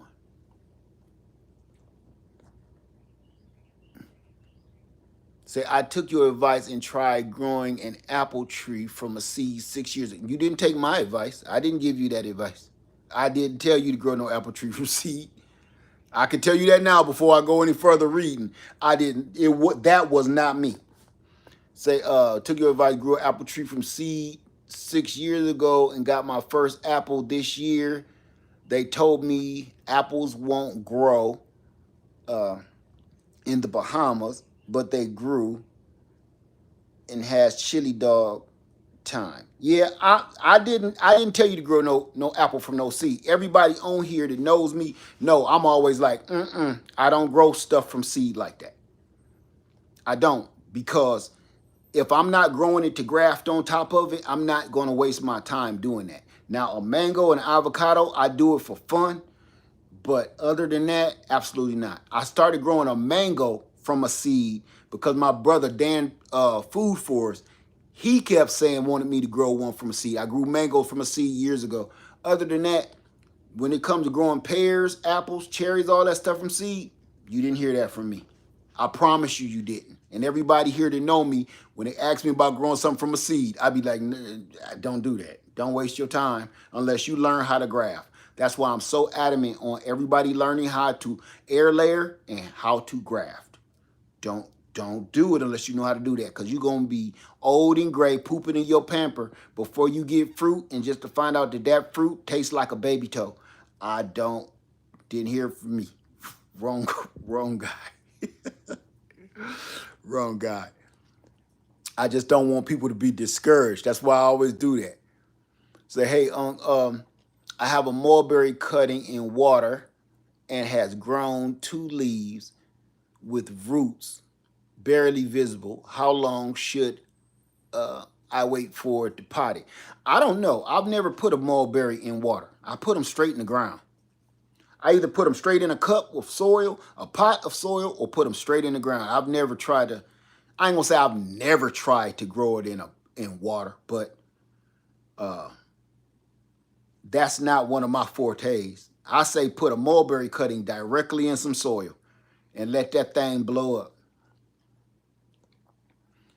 Let's see. Yes, 15 years have no avocado yet. I've heard they take 15 to 20 years, and then when you get there, you are going to have a new fruit, a new variety, and it just might taste like an elbow. So I don't want to take that chance, and we only get one life to live. I don't have that kind of time. You know, if you're going to grow it for fun, but don't be waiting. Don't sit around waiting at the bus stop for no fruit. You might end up having a miracle fruit and it tastes like, hey, you got a new variety, like I did this fig. But I didn't do that. The birds or something else did. Let me see. I left my glasses outside.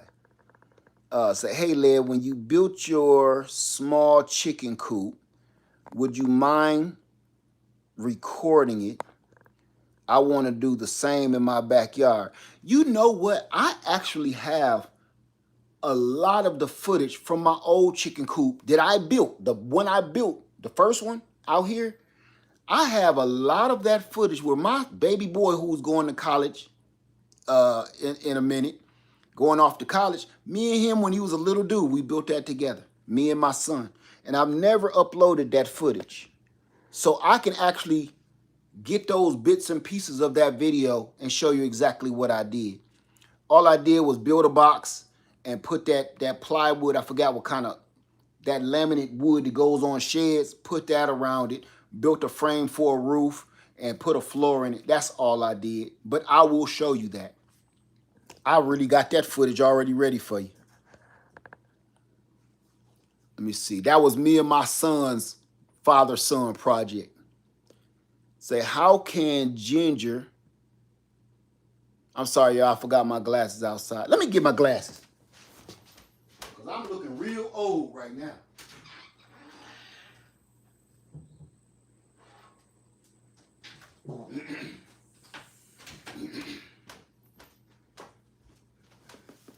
Okay. There we go. That's better. All right. How can ginger to grow app? I don't see. Your thumbs. I don't understand your question. How can ginger to grow app? I tried. I cannot make it. Come on now. Come on, Roman.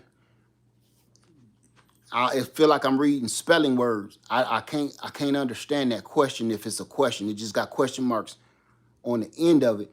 But none of those words I understood.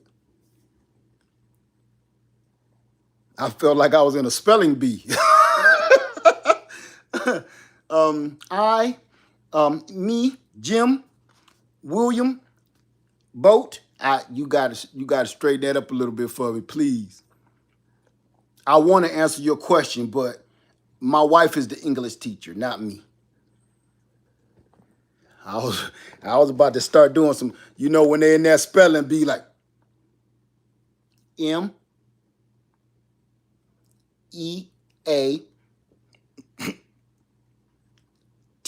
meat. You had me going for a minute. Because I'm like, and people be like, they be like, Led can't read. Man, y'all can't write sometimes. It make me sound like I need to be in the 4th grade. That's why sometimes you'll see me, I'm trying to read it under my breath so I don't sound like I'm hooked on phonics or something. The lit, sound it out. Go on, Led, sound it out.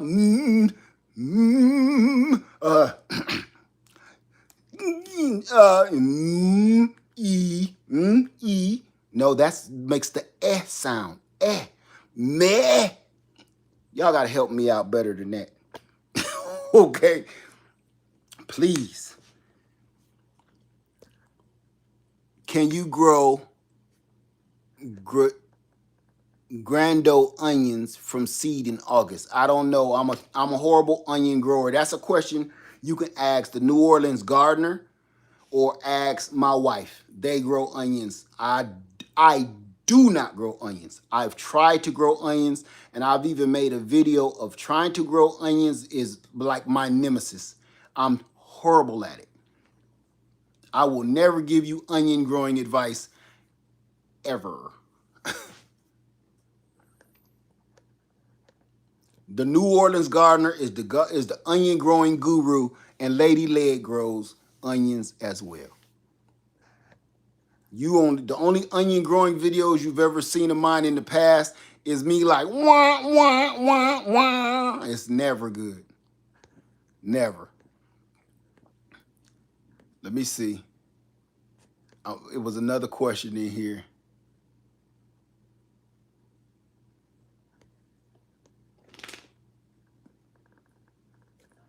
Okay. See, I tried to grow an onion, just one onion, and it was a whole mess. I'm no good at it, and that's one of those things that they're good for you, but I can take it or leave it. I love onions, but I don't love them so much that I got to have them. So that's always just like, do I waste the energy on learning how to grow onions or this apple tree?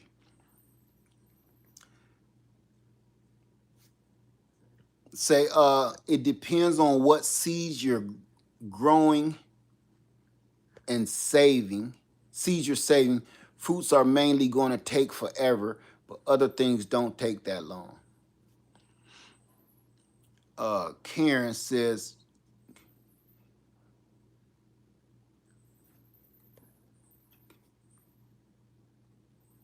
okay. So, any other questions at all? and for my sister, I wasn't cracking on you at all. I was just like, I couldn't read that.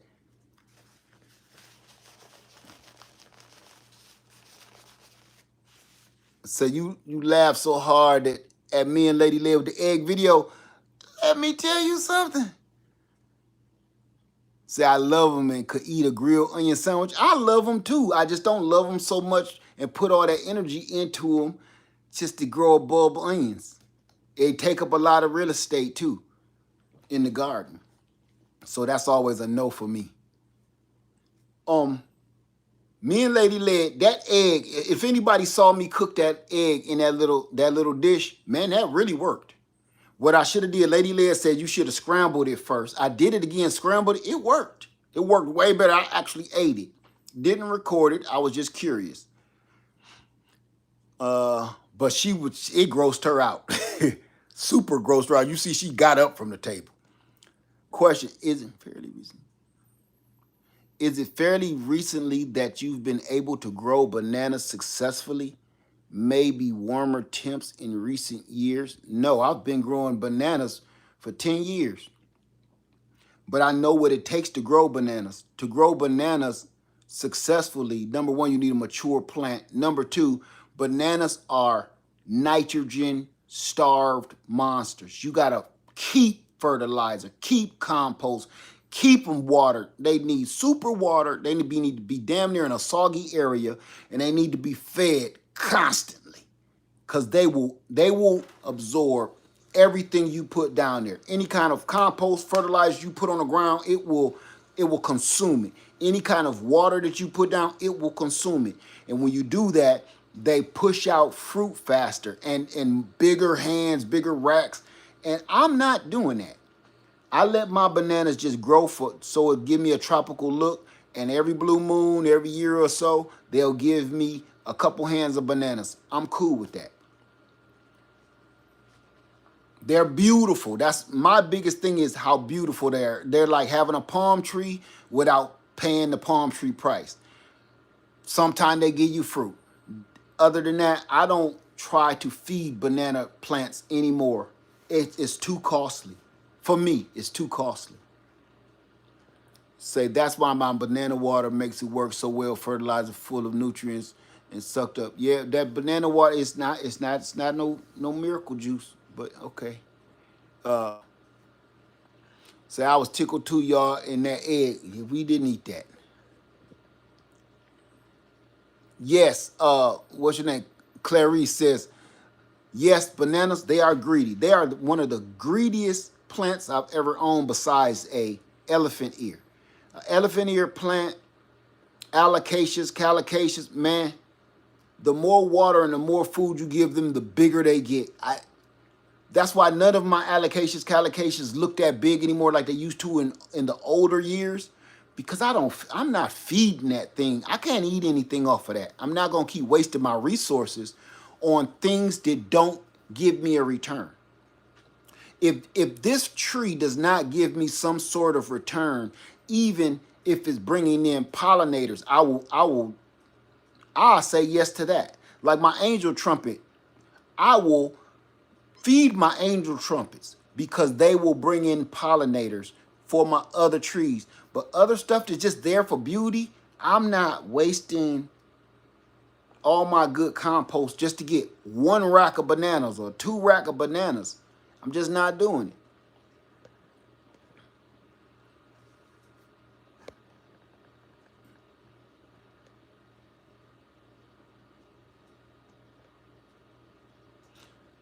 TLC says, Led, I just got a Chicago Hardy in a 4-inch pot. Should I cover this winter since it is so small? Yes. Yes, especially for you. Yes. And don't leave yours outside. I know where you are. Don't leave yours outside. Let that thing get some longer, stronger, more girth. Let it get a little bigger first before you go trying to put it outside. Say, I'm in Chicago. I've had onions survive the winter. Good luck. Okay. Say, okay, let me see. I caught some banana bushes. Oh, whew. I caught some banana plants on sale, on clearance at a big box store last year. I'm glad to get the tips. It was brown, so they cleared them out. Now it's thriving. Okay, do you know what? 9 times out of 10, if you got it from the big box store, it's a dwarf Cavendish, right? Hey, Karen and Thomas, how you doing? Say, we feel the same way. If we can't eat it, I don't need it. You know, I won't necessarily say that, but I'm with you, because some plants and some trees bring those flowers to bring in the pollinators to help pollinate your other stuff. But for the most part, I'm not going to keep on spending energy on things just for beauty, because some of my fruit trees are beautiful, just as beautiful, you know, and I can eat off of them. What kind of dirt should I buy? I don't know, Shelly. What kind of dirt should you buy? For what you buying dirt for? Dirt?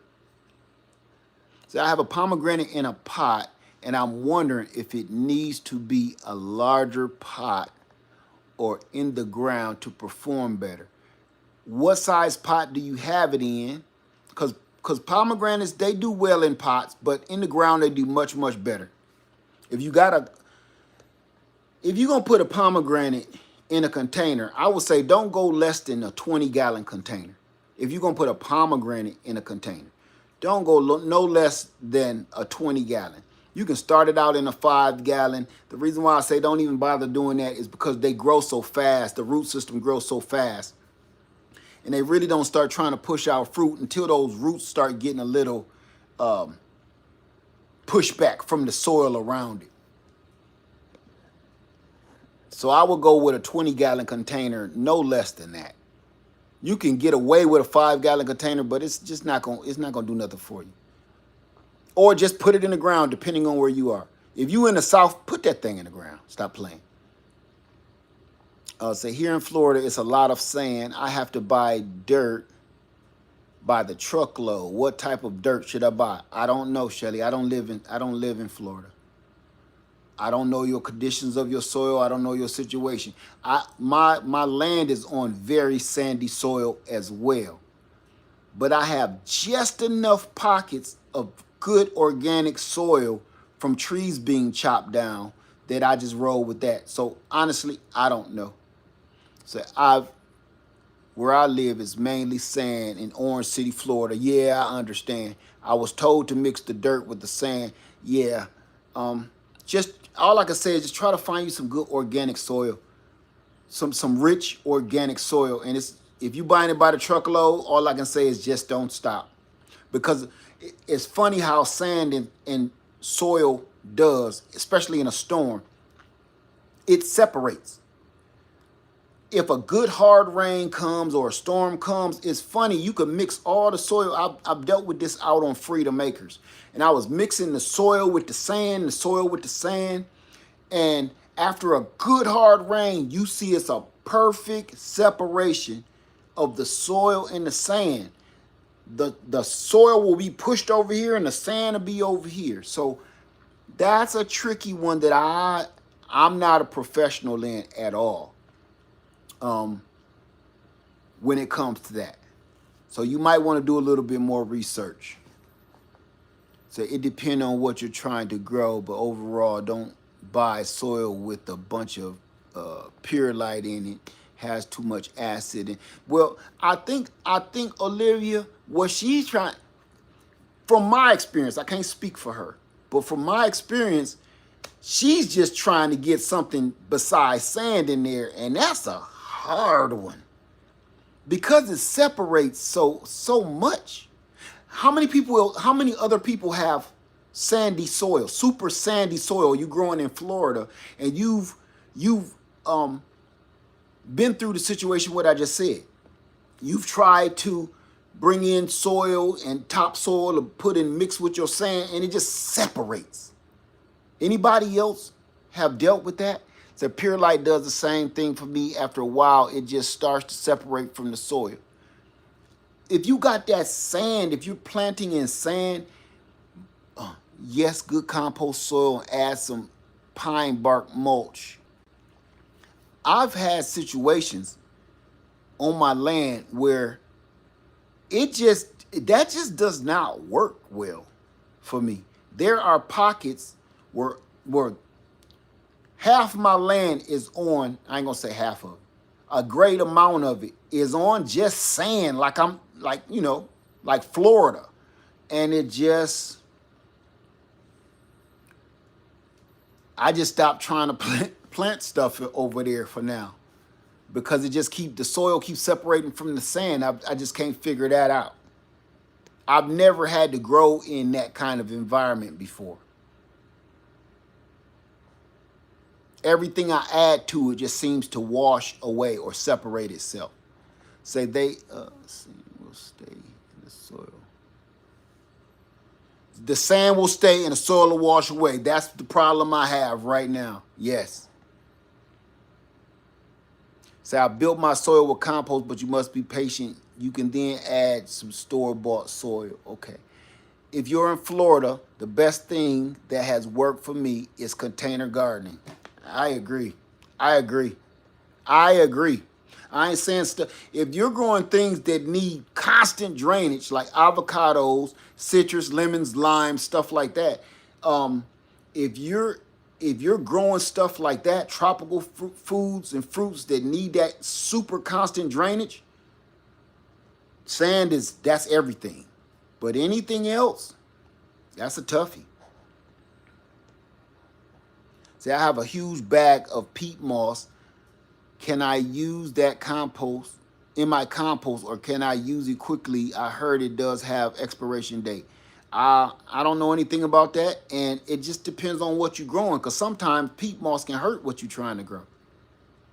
You got to do the research on that. You got to do the research on what you're trying to grow versus the acidity of peat moss.